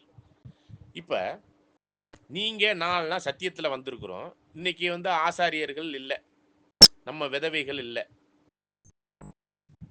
ஆனாலும் இந்த உலகத்தாரால கைவிடப்பட்ட நிலைமையில, எல்லாராலும் புறக்கணிக்கப்பட்ட நிலைமையில ஒரு பரதேசிகள் மாதிரி தான் சுத்திக்கிட்டு இருக்கோம். அப்போஸ்தலர் கூட பேதுரு சொல்றாரு, ஆசியா கண்டம் எங்கும் பரவி இருக்கிற பரதேசிகள் மத்தியில நான் எழுதுறேன் கடிதம் அப்படின்னு எழுதுவார். அப்ப நம்மலாம் பரதேசிகள், கைவிடப்பட்ட பரதேசிகளாக தான் இந்த பூமியில இருக்கிறோம். ஆனா நம்மளுடைய தேசம் எதுனா பரலோகம். அந்த ஒரு நம்பிக்கையில வாழ்றோம். 1 பேதுரு 2ஆம் அதிகாரம் 5வது வசனத்தை படி. 1 பேதுரு 2ஆம் அதிகாரம் வசனம் 5. ஜீவனுள்ள கற்களை போல ஆவிக்கேற்ற மாளிகையாகவும் ஜீவனுள்ள கற்கள், அவர் மூளைக்கல், நம்ம ஆவிக்கேற்ற மாளிகையை ஜீவனுள்ள நம்மளும் ஒரு கற்கள் தானா. இயேசு கிறிஸ்து மூலமாய் தேவனுக்கு பிரியமான ஆவிக்கேற்ற பலிகளை தேவனுக்கு செலுத்துவதற்கு பிரியமான ஆவிக்கேற்ற பலிகளை செலுத்தத்தக்க பரிசுத்த ஆசாரிய கூட்டமாயும் கட்டப்பட்டு வருகிறீர்கள். பரிசுத்த ஆசாரிய கூட்டம். ஆவிக்குரிய ரீதியில சபையார் அத்தனை பேருமே ஆசாரியர்கள். சபையில் உள்ள அத்தனை பேருமே யாருதான்? ஆசாரியர்கள். அதுல 9வது வசனத்தையும் படிங்க. 2 பேதுரு 1 பேதுரு 2ஆம் அதிகாரம் 9ஆம் வசனம். நீங்களோ உங்களை அந்தகாரத்தினின்று தம்முடைய ஆச்சரியமான ஒளியிடத்திற்கு வரவழைத்தவருடைய புண்ணியங்களை அறிவிக்கும்படிக்கு தெரிந்து கொள்ளப்பட்ட சந்ததியாயும் ராஜரீகமான ஆசாரிய கூட்டமாயும் ராஜரீகமான ஆசாரிய கூட்டம். யாரு? நாம எல்லாம். இல்ல பாஸ்டர் மட்டுமா? எல்லாரும். இப்ப நம்மளாம் ஆசாரியர்கள் தானே. வசனம் சொல்லிருச்சுல்ல. இப்ப நம்மளுக்கு யாருங்க தசம பாகம் கொடுக்குறது? சபையில் உள்ள அத்தனை பேருமே ஆசாரியர்கள்னு வசனம் சொல்லுது. ஜீவனுள்ள கற்களை போல ஆவிக்கேற்ற பலிகளை செலுத்தத்தக்க, நாமளும் பலி செலுத்துறோமா, பலிகளை செலுத்தத்தக்க ஆசாரிய கூட்டமாக கட்டப்பட்டு வருகிறோம். நாமளும் ஒரு ஆசாரியர்கள் அப்படின்னு. அதுல ஆண் என்றும் பெண் என்றும் இல்லை புதிய சிருஷ்டியினுடைய ஜீவியத்துல. அப்படிப்பட்ட ஒரு வாய்ப்புல நம்ம ஆசாரியர்கள் வேதம் சொல்லும் போது நம்மளுக்கு யாரு தசம பாகம் கொடுக்கறதுன்னு நான் கேட்கிறேன். சரி, அப்ப ஏன்னா முறையான கைகளை வைக்குதல் இல்லை இன்னைக்கு கிறிஸ்தவ மண்டலத்தில். அதுக்கு போய் ஒரு 6 வருஷம் 10 வருஷம் படிச்சுட்டு வந்தாக்கி பாஸ்டர். எங்களுக்கு யார் இதெல்லாம் சொல்லி கொடுத்தது? இதெல்லாம் நாங்கள் போய் எந்த இதுலையும் படிக்கலாம் இல்லை. இந்த சத்தியங்களை இது மாதிரி எங்களுக்கு நடத்தினவங்க இலவசமாக நடத்தினாங்க. எதுவும் காசெல்லாம் வாங்கலை, இலவசமாக கொடுத்துக்கிட்டு இருக்கிறோம். இலவசமாய் பெற்றீர்கள், இலவசமாக கொடுங்கன்னு தான் ஆண்டவர் சொல்லியிருக்காரு. இந்த ஊழியத்தையும் இந்த சபையையும் காசுக்காக தானே பண்ணிக்கிட்டு இருக்கிறாங்க.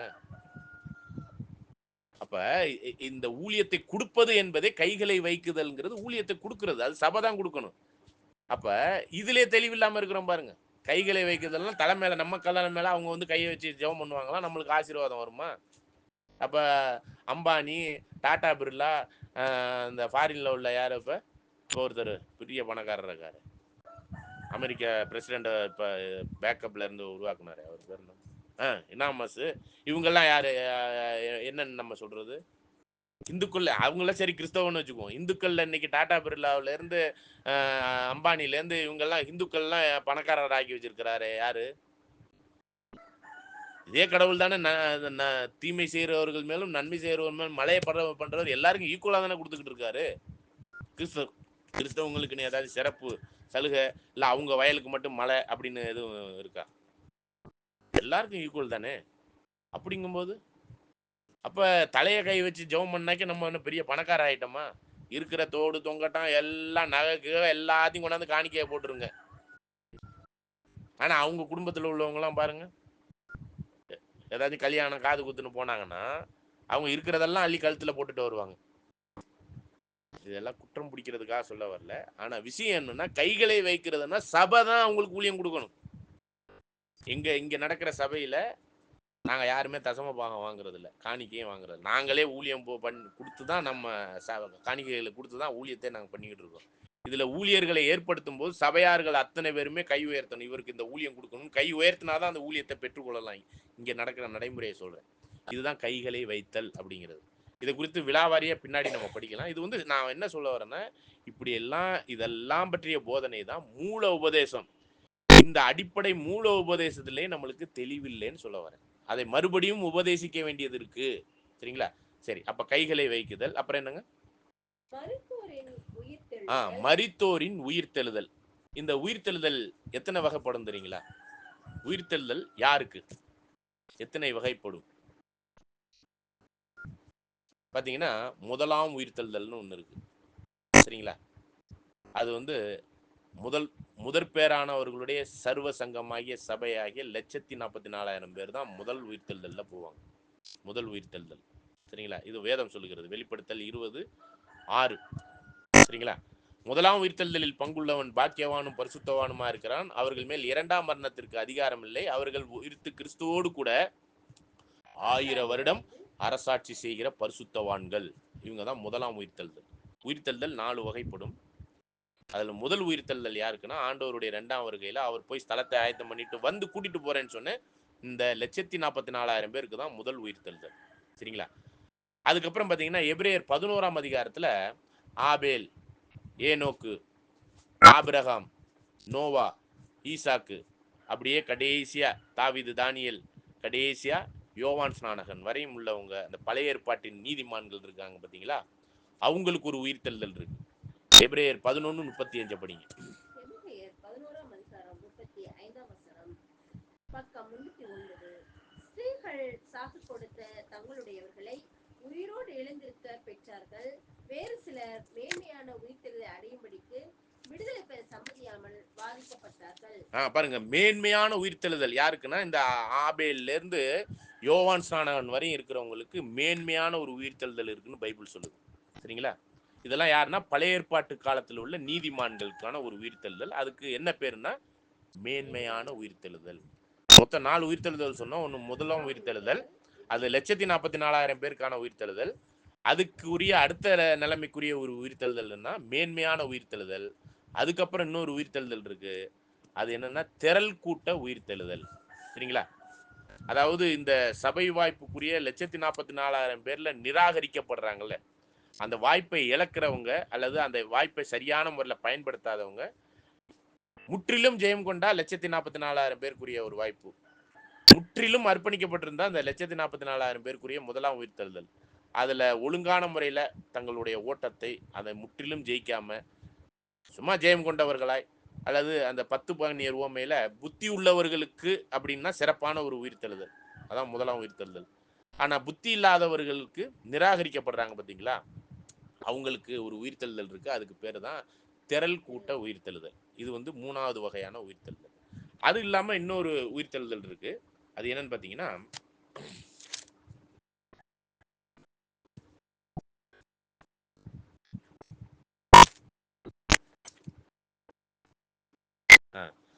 ஒன்னு தீமோத்தி 4ஆம் அதிகாரம் 10வது வசனம். இது நிமித்தம் பிரயாசப்படுகிறோம், நிந்தையும் அடைகிறோம், ஏனெனில் எல்லா மனுஷருக்கும், பாருங்க நல்லா கவனிங்க, ஏனெனில் எல்லா மனுஷருக்கும் விசேஷமாக விசுவாசிகளுக்கு இரட்சகராகிய ஜீவனுள்ள தேவன் மேல் நம்பிக்கை வைத்திருக்கிறோம். பாருங்க, விசுவாசத்துக்குன்னு ஒரு சிறப்பு ரட்சிப்பு இருக்கு. விசேஷமாக விசுவாசிகளுக்குன்னு விசேஷித்த ரட்சிப்பு இருக்கு. ஆண்டவர் பேர்ல விசுவாசிக்கிறவங்களுக்கு விசேஷித்த ரட்சிப்பு. ஆனா இதுல என்ன சொல்லிட்டாரு, எல்லா மனுஷருக்குமான ரட்சிப்பு அப்படின்னு சொல்றாரு. அப்ப விசேஷித்த ரட்சிப்புங்கிறது அந்த முதலாம் உயிர்த்தெழுதல். சரிங்களா? விசுவாசிக்கிறவங்களுக்கு. ஆனா எல்லா மனுஷருக்கும் ரட்சிப்பு இருக்குன்னு வசனம் சொல்லுது. சரிங்களா? இதனாலதான் நம்முடைய ஆண்டவர் கிறிஸ்தவ ரட்சகரா வேற எதுவும் ரட்சகரா? நம்முடைய ஆண்டவர் கிறிஸ்தவத்துக்கு மட்டும் ரட்சகரா வேற எதுக்கும் ரட்சகரான்னு நான் கேட்கிறேன். உலகத்தின் பாவங்களை சுமந்து தீர்க்கிற தேவ ஆட்டுக்குட்டி, உலகத்து ரட்சகரா கிறிஸ்தவ ரட்சகரா நம்முடைய ஆண்டவர்? உலகத்துக்கும் ரட்சிப்பு இருக்குல்ல, அப்பனா அது வேற ரட்சிப்பு. ஆனா விசேஷமாய் இந்த முதற்பேரானவர்களுடைய முதலாம் உயிர்த்தெழுதல்ங்கிறது தான் விசேஷித்த ரட்சிப்பு. இவ்வளவு பெரிதான ரட்சிப்பு எல்லாம் பைபிள்ல இருக்குது. சரிங்களா? அப்ப உலகத்துக்கு ஒரு உயிர்த்தெழுதல் இருக்கு. சரிங்களா? உலகத்திற்கு ஒரு நியாயத்தீர்ப்பின்படி ஒரு உயிர்த்தெழுதல் இருக்கு. இந்த சத்தியத்தை அறியாதவர்களுக்கும் ஒரு உயிர்த்தெழுதல் இருக்குன்னு சொல்லப்படுது வேதம். சரிங்களா? அப்ப 4 வகையான உயிர்த்தெழுதல் இருக்கு. எத்தனை வகை? 4 வகை. அதாவது முதலாம் உயிர்த்தெழுதல், முற்பிதாக்களினுடைய நீதிமான்களுடைய மேன்மையான யோவான் ஸ்நானகன் வரையும் இருக்கக்கூடிய பழைய ஏற்பாட்டினுடைய நீதிமான்களுடைய உயிர்த்தெழுதல் ஆபேல்லேருந்து ஆரம்பிச்சு, அதுக்கப்புறம் திரள் கூட்ட உயிர்த்தெழுதல், அதாவது இந்த கிறிஸ்தவ மார்க்கத்துல தங்களை அர்ப்பணித்து வாழ்க்கை வாழணும்னு நினைச்சிட்டு வாழ வந்துட்டு பின்வாங்கினவர்கள், சரியான முறையில் அந்த ஓட்டத்தை சிறப்பாக செய்ய முடியாதவர்கள். சரிங்களா? இது ஒரு 3வது வகை. 4வது வகை, இந்த கிறிஸ்துவை பற்றியும் அறியாம, தேவனை பற்றியும் இதெல்லாம் தெரியாம, எதை பற்றியுமே தெரியாம, பைபிளும் இல்லாம கிறிஸ்துவத்திலையும் இல்லாம உலகத்துல உள்ள எல்லா ஜனங்கள் இருக்காங்கல்ல, அவங்களுக்கும் ஒரு ரட்சிப்பு இருக்குது அப்படிங்கிறத வேதம் சொல்லுது. இந்த உலகத்துல பாருங்க, ஒரு சில பேர் கடவுளே இல்லைன்னு சொல்றவங்க எல்லாம் அவ்வளவு நீதியா ஞானமா நியாயமா அவங்க வாழ்க்கைய வாழ்றாங்களா இல்லையா? நீதியா நியாயமா? இப்ப அவங்களுக்கெல்லாம் நரகமா? கிறிஸ்துவை ஏத்துக்கலங்கிறதுக்காக நரகமா? யோசிச்சு பாருங்க. இப்படிதான் போதிக்கப்பட்டிருக்கிறோம் நம்ம. சரிங்களா?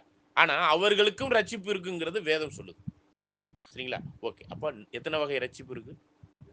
சரிங்களா? 4 வகையான ரட்சிப்பு இருக்கு. இத பத்திலாம் சொல்றாங்களா நம்மளுக்கு? மூல உபதேசத்துல இது ரொம்ப முக்கியம். உயிர்த்தெழுதல். படிங்க அந்த ஒரு வசனத்தை கடைசியா. மரித்தோரின் உயிர்த்தெழுதல், பிரேத குழியில் உள்ள அனைவரும் அவருடைய சத்தத்தை கேட்கும் நாள் வரும், அப்பொழுது எல்லாரும் எந்திரிச்சு வருவாங்கன்னு வசனம் இருக்கு. அப்ப பிரேத குழிக்குள்ள போனது யார்? இதுவரையும் ஆதாமுக்குள்ள செத்தவங்க எல்லாம். சரிங்களா?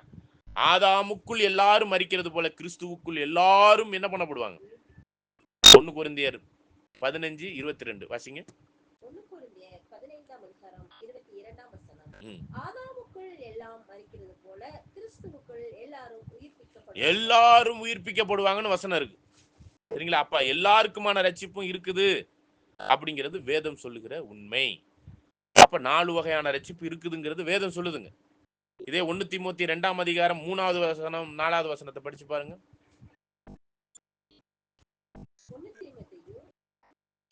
2ஆம் அதிகாரம் 3 மற்றும் 4. பக்கம் 286. நம்முடைய இரட்சகராகிய தேவனுக்கு முன்பாக அது நன்மையும் பிரியமாயிருக்கிறது. பாருங்க, நம்மளுடைய தேவனாகிய இரட்சகருக்கு நன்மையும் பிரியமா இருக்கான் ஒரு விஷயம். அது என்னன்னு பாருங்க. எல்லா மனுஷரும் ரட்சிக்கவும். பாருங்க இந்த வார்த்தையை பாருங்க. இதெல்லாம் நம்ம என்னைக்கு படிச்சோமா இல்லையான்னு தெரியல. எல்லா மனுஷரும் ரட்சிக்கப்படவும் சத்தியத்தை அறிகிற அறிவை அடையவும் அவர் சித்தமுள்ளவராய் இருக்கிறார். அப்ப எல்லா மனுஷரும்னா யார்? அது எல்லா மனுஷரும்னா இதுல கிறிஸ்தவர்கள் மட்டும்தான் இருக்கு. எல்லா மனுஷரும் ரட்சிக்கப்படவும் சத்தியத்தை அறிகிற அறிவுக்குள்ள வரணும்னா ஆதாமுக்குள்ள இதுவரை செத்தவங்க இன்க்ளூடிங் ஆதாம் முதற்கொண்டு எல்லா மனுஷரும் ரட்சிக்கப்படணுங்கிறது தேவன் விரும்புறாராம். இப்ப ஆதாமுக்கு தெரியுமா இயேசு கிறிஸ்துவை பத்தி? அப்ப அவர் எப்படி ரட்சிக்கப்படுவார்? அப்ப எல்லா மனுஷருக்கான ரட்சிப்புங்கிறது வேதம் சொல்லுது. அது எப்படி என்னங்கிறதெல்லாம் நம்ம வேதத்துக்குள்ள அப்புறம் ஆராய்ச்சி பண்ணுவோம். சரிங்களா? அப்ப எல்லா மனுஷருக்கான ரட்சிப்பை பற்றி வேதம் சொல்லுகிறது. அதுல 6வது வசனத்தை படிங்க. 5வது. தேவன் ஒருவரே, தேவனுக்கும் மனுஷருக்கும் மத்தியஸ்தரும் ஒருவரே, எல்லாரையும் மீட்கும் பாருங்க, எல்லாரையும் மீட்கும் பொருளாக, கிறிஸ்தவர்களை மீட்கும் பொருளாக இருக்கு. எல்லாரையும் மீட்கும் பொருளாக, எல்லாரையும் மீட்கும் பொருளாக தம்மை ஒப்பு கொடுத்த மனுஷனாகிய கிறிஸ்து இயேசு அவரே. இதற்குரிய சாட்சி ஏற்ற காலங்களில் விளங்கி வருகிறது. இது இப்போ ஒரு சில பேருக்கு தான் புரியுது, ஏற்ற காலத்துல எல்லாருக்குமே புரியும் அப்படின்னு சொல்லிட்டார். ஓகே, இதெல்லாம் நம்ம பின்னாடி நம்ம தெளிவா பார்க்க போறோம். அப்ப இந்த மாதிரியான 4 வகையான உயிர்த்தெழுதலுக்குரிய 4 வகையான ரட்சிப்பு வேதம் சொல்லுது. இதெல்லாம் நம்ம இன்னும் தெளிவா ரொம்ப இன்னும் டீப்பா போய் பார்க்க போறோம். இதெல்லாம் என்ன உபதேசம்னா மூல உபதேசத்தில் ஒரு பங்கு. அடுத்தது என்னது? நித்திய நியாய தீர்ப்பு. இப்ப நியாய தீர்ப்பு அப்படிங்கிற ஒரு விஷயத்துல ஆண்டவர் போயிருக்கிறார், 2ஆம் வருகையில வருவார். வர்றது எதுக்காக வர்றாரு?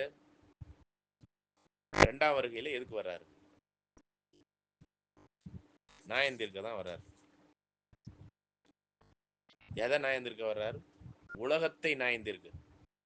நல்லா கவனிக்கணும், உலகத்தை நியாயம் தீர்க்க வர்றாரு. சரி, இப்ப ஆண்டவர் 2ஆம் வருகையில வந்தோடனே இந்த ஆண்டவருடைய சத்தியத்தை கேட்டவங்க இந்த 2000 வருஷத்துக்கு தான் அவர் நியாயம் தீர்க்க முடியும். நல்லா கவனிங்க, இந்த 2000 வருஷத்துக்கு தான். ஒருவேளை இன்னைக்கு வர்றாருன்னா இந்த 2000 வருஷத்துக்குரிய ஜனங்களை மட்டும்தான் அவர் நியாயம் தீர்க்க முடியும். அதுக்கு முன்னாடி ஆண்டவரை பத்தி தெரியுமா ஜனங்களுக்கு? தெரியாது. அவங்களை எப்படி இவர் நியாயம் தீர்க்க முடியும்? என்னை பற்றி ஏன் தெரிஞ்சுக்கல அப்படின்னு ஆண்டவர் கேட்கறதுக்கு அவருக்கே நியாயம் இருக்கா? ஆண்டவர் 2000 வருஷத்துக்கு முன்னாடி உள்ள ஜனங்கள், இந்த 2000 வருஷமா தானே ஆண்டவரை பத்தி கிறிஸ்தவம் வந்திருக்கு. அதுக்கு முன்னாடி கிறிஸ்தவமே இல்லைல்ல. அப்ப 2000 வருஷத்துக்கு முன்னாடி ஜனங்கள் எந்திரிச்சு வருவாங்க. நான் எந்திரிக்க வரும்போது எல்லாரும் பிரேத குழியில் உள்ள அனைவரும் எந்திரிச்சு வர போறாங்க. எந்திரிச்சு வந்தோடனே ஆண்டவர் அவங்கள பார்த்து, ஏன் என்னை பத்தி நீ தெரிஞ்சுக்கல, என்னை ஏன் விசுவாசிக்கலன்னு கேட்கறதுல நியாயம் இருக்கான்னு நான் கேட்கிறேன். ஓகே, இப்ப அவங்களுக்கு எப்படி நியாயம் தீர்ப்பு கொடுக்க போறாங்க? ஆண்டவர், நீ ஆண்டவர் நீ என்னை ஏத்துக்கல, பிதாவையும் ஏத்துக்கல, என்னையும் ஏத்துக்கல, நீ புரிஞ்சுக்கல, அதனால உன்னை எங்க அனுப்ப போறேன்? எங்க அனுப்ப போறேன்னு சொல்லுவார். நியாய தீர்ப்புல எங்க அனுப்ப போறாரு? ஒரு குரூப் நல்லவங்களெல்லாம் எங்க அனுப்பிடுவாரு? பரலோகத்துக்கு. எல்லாரும் பரலோகத்துக்கு போறோம்னா பூமி எதுக்கு? பூமியையோ மனித குடியிருப்புக்காக நான் வைத்திருக்கிறேன்னு சொல்லு, நித்தியத்திற்கும் மனித குடியிருப்புக்காக வச்சிருக்கிறேன்னு வசனம் இருக்கும்போது, இப்போ நல்லவங்களெல்லாம் பரலோகம் அனுப்பிட்டார், ஓகே வச்சுக்குவோம். கெட்டவங்கள, ஆண்டவர் அறியாதவங்கள எங்க அனுப்ப போறாரு? நியாய தீர்ப்புல எங்க அனுப்ப போறாரு? நரகத்துக்கு. அதாவது நல்லவங்களெல்லாம் பரலோகம் அனுப்பிடுவார், கெட்டவங்களெல்லாம் நரகத்துக்கு அனுப்பிடுவார். பூமியில யாரு இருக்க போறா? யாருமே இருக்க மாட்டாங்க. அப்படியா இருக்கு வசனம்? நீங்க வசனம் படிச்சீங்கன்னா வெளிப்படுத்தின விசேஷம் 20ஆம் அதிகாரம், மன்னிக்கவும் 21ஆம் அதிகாரத்துல 1வது வசனத்தையும் 3வது வசனத்தையும் வாசிங்க. வெளிப்படுத்துதல் 21:1 மற்றும் 3, ம், பக்கம் 353. ம், பின்பு நான் புதிய வானத்தையும் புதிய பூமியையும் கண்டேன். முந்தின வானமும் முந்தின பூமியும் ஒழிந்து போயின, ம், சமுத்திரமும் இல்லாம போயிற்று. ம், மேலும் பரலோகத்தில் இருந்து உண்டான ஒரு பெரு சத்தத்தை கேட்டேன். ம். அது இதோ மனுஷர்களிடத்திலே தேவனுடைய வாசஸ்தலம் இருக்கிறது. மனுஷர்கள் மத்தியிலே தேவனுடைய வாசஸ்தலம் இருக்குது. அவர்களிடத்திலே அவர் வாசமாய் இருப்பார், ஆ, அவர்களும் அவருடைய ஜனங்களாய் இருப்பார்கள். ஆ, தேவன் தாமே அவர்களோடு கூட இருந்து அவர்களுடைய தேவனாய் இருப்பார். தொடர்ந்து. அவர்களுடைய கண்ணீர்கள் யாவையும் தேவன் துடைப்பார். இனி மரணமும் இல்லை, துக்கமும் இல்லை, அழுறுதலும் இல்லை, வருத்தமும் இல்லை, முன்னிலைகள் ஒழிந்து போயின என்று விளம்பினது. இப்ப இந்த நிகழ்வு எங்க நடக்க போகுது? பரலோகத்திலயா பூமியிலயா? தேவன் மனுஷர்களோடு வாசம் செய்வாருங்கிறது பரலோகத்திலயா பூமியிலைங்களா? அதான் நல்லது செஞ்சவங்கலாம் பரலோகம், தப்பு செஞ்சவங்கலாம் நரகம். அப்ப இது யார் இந்த குரூப்பு? பூமியில இருக்கிறவங்க. தேவன் இங்க வாசம் செய்ய போறாரு. அதான் பாருங்க எப்படி நம்ம போதிக்கப்பட்டிருக்கிறோங்கிறதுக்கான ஒரு கேள்வியை தான் நான் இதுல கொண்டாடுறேன். அப்ப நியாய தீர்ப்பின் நாள் அப்படிங்கிற ஒரு விஷயத்தை பொறுத்த மட்டும் ஆண்டவர் ஒரு ஒரு வசனம் சொல்றார், ஆச்சரியமான ஒரு வசனம். யோவான் 12ஆம் அதிகாரம் 47, 48. யோவான் 12ஆம் அதிகாரம் வசனம் 47, 42, 47. 47, 48. 47, 48, பக்கம் 148. எடுத்துக்கிட்டோம்.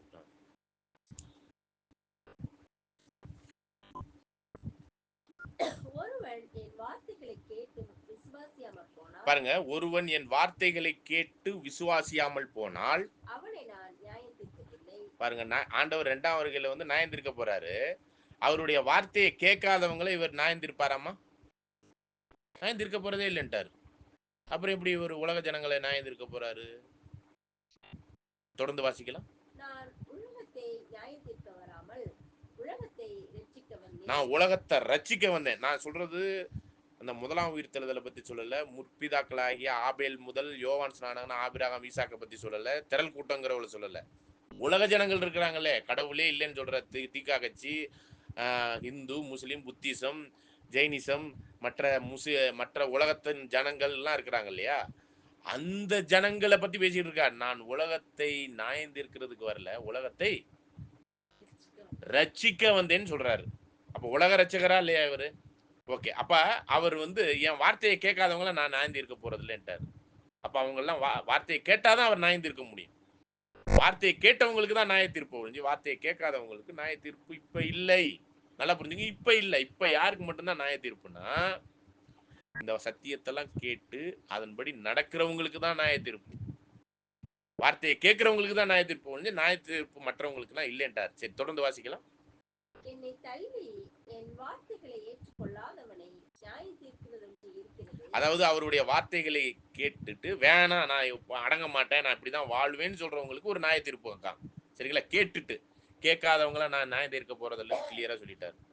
ஓகே. அப்ப ஆதாம் முதல் ஆண்டவருடைய முதலாம் வருகையினுடைய ஜனங்களுக்கெல்லாம் இப்ப இல்ல. அதாவது நீங்க என்ன தப்பா புரிஞ்சுக்கோ, அவங்களுக்கு நித்தியத்திற்கும் இல்லைங்கிற அர்த்தம் இல்ல, இப்ப இல்ல. சரிங்களா? தொடர்ந்து வாசிங்க. நான் சொன்ன வசனமே அவனை கடைசி நாளில் நியாயம் தீர்க்கும். இப்ப இந்த சத்தியத்தை கேட்டவனை கடைசி நாள்ல நான் நியாயம் தீர்ப்பேன்னு சொல்லியிருக்காரு. ஓகே, இது ஒரு பெண்டிங்ல வச்சுக்கலாம். சரிங்களா? அப்ப உலக ஜனங்களுக்கு ஒரு நியாய தீர்ப்பு நடக்கணும்னா உலக ஜனங்கள்லாம் செத்தவங்கலாம் என்ன ஆகணும்? எந்திரிச்சு வரணும். பிரேதக்குழியில் உள்ள அனைவரும் அவருடைய சத்தத்தை கேட்கும் காலம் வரும், அப்பொழுது எல்லாரும் எந்திரிச்சு வருவாங்கன்னு வசனம் இருக்கு. அப்ப எந்திரிச்சு வரும்போது அவருடைய சத்தம் என்பது சத்தியத்தை, நம்ம இன்னைக்கு கத்துக்கிட்டு இருக்கிற சத்தியத்தை ஆதாமுக்குள் இதுவரையும் செத்தவங்க எல்லாம் எந்திரிச்சு கேட்கணும். இப்ப கேட்ட பிறகு திரும்ப நியாயந்தீர்ப்பு பண்ணலாமா அவங்கள? ஏன்னா என் வார்த்தைகளை கேட்டவனை தான் நான் நியாயந்திருப்பேன், கேட்காதவனா நான் நியாயந்திருக்க மாட்டேன்ட்டார். ஓகே, இப்ப தொடர்ந்து எங்க வந்துடலாம்னா, ஏசாயா 26ல 9வது வசனத்தின் பிற்பகுதியை படிங்க. ஏசாயா 26ல நியாய தீர்ப்பை பத்தி வேதம் எப்படி சொல்லுதுன்னு பாருங்க. ஏசாயா 26ஆம் அதிகாரம் 9வது வசனம் 9வது வசனத்தின் பிற்பகுதி பக்கம் 829. நான் எடுத்துக்கிறேன்.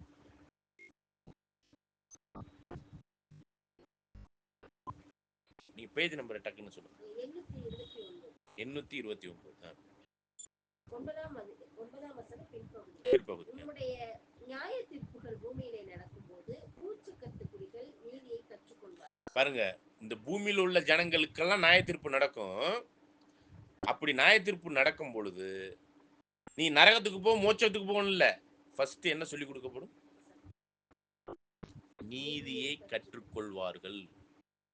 சத்தியத்தை சொல்லி கொடுத்துட்டு சத்தியத்தின்படி நடக்கலன்னா தான் அவனுக்கு நியாய தீர்ப்புன்னு தான் வசனம் சொல்லுது ஒழிஞ்சு, சத்தியமே தெரியாதவங்களை எப்படி ஆண்டவர் நியாயம் தீர்ப்பாரு? அப்ப நித்திய நியாய தீர்ப்பை குறித்து இன்னைக்கு கிறிஸ்தவம் சொல்லுது, ஆண்டவர் ஏத்துக்கலன்னா நீ எங்க போவ? எங்க இருக்கு வசனம்? ஆண்டவரை ஏத்துக்கலன்னா நரகத்துக்கு போறேன்னு சொல்லிட்டு எங்க வசனம் இருக்கு? அவரே சொல்லிட்டா நான் நியாயம் தீர்க்க போறதில்லை. இப்போ பாருங்க, நியாய தீர்ப்பை குறித்து கிறிஸ்தவத்துக்குள் தெளிவான ஐடியா இல்ல. அவரை ஏற்றுக்கலனாலே நரகம்னு சொல்றாங்க. பாவத்தின் சம்பளம் மரணம் தானே இருக்கு, நரகம்னு போதிச்சுக்கிட்டு இருக்கிறாங்க. சரிங்களா? அப்ப விஷயம் என்னன்னா, நம்ம இந்த 6 உபதேசத்திலேயே நம்மளுக்கு தெளிவில்லை. அதனாலதான் இதை மறுபடியும் உபதேசிக்க வேண்டியிருக்கு.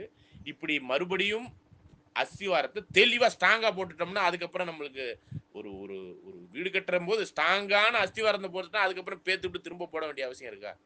அதனாலதான் இந்த முழு கிறிஸ்தவ மண்டலத்துல, கிறிஸ்தவ மார்க்கத்தில் உள்ள அத்தனை சபைகளுமே தெளிவு இல்லாம இருக்கிறாங்க. இந்த 6 போதனைகள், இந்த 6 போதனை ஒண்ணு இருக்குங்கிறதே தெரியாது. சரிங்களா? ஓகே, இது யாருக்கு இந்த 6 போதனை? திரும்ப வந்துடலாம். இந்த மூல உபதேசமாகி இந்த 6 போதனை யாருக்குன்னு பாத்தீங்கன்னா, எபிரேயர் 5ஆம் அதிகாரம் 12வது வசனம். எபிரேயர் 5ஆம் அதிகாரம் 12ஆம் வசனம் பக்கம் 301. காலத்தை பார்த்தால் போதகராய் இருக்க வேண்டிய உங்களுக்கு தேவனுடைய வாக்கியங்களின் மூல உபதேசங்களை மறுபடியும் உபதேசிக்க வேண்டியதாக இருக்கிறது. நீங்கள் பலமான ஆகாரத்தை அல்ல பாலை உண்ணத்தக்கவர்களா. அப்ப குழந்தைகளா இருக்கிறீங்கன்றார். சரிங்களா? இப்ப இந்த குழந்தைகள் யார் அப்படின்னா, கிறிஸ்துவுக்குள் குழந்தைகள். நல்லா புரிஞ்சுங்க. சத்தியத்தை கேட்டிருக்காங்க, ஆனா தெளிவு இல்லை. அவங்களுக்கு பால் மட்டும்தான் கொடுக்கலாம்.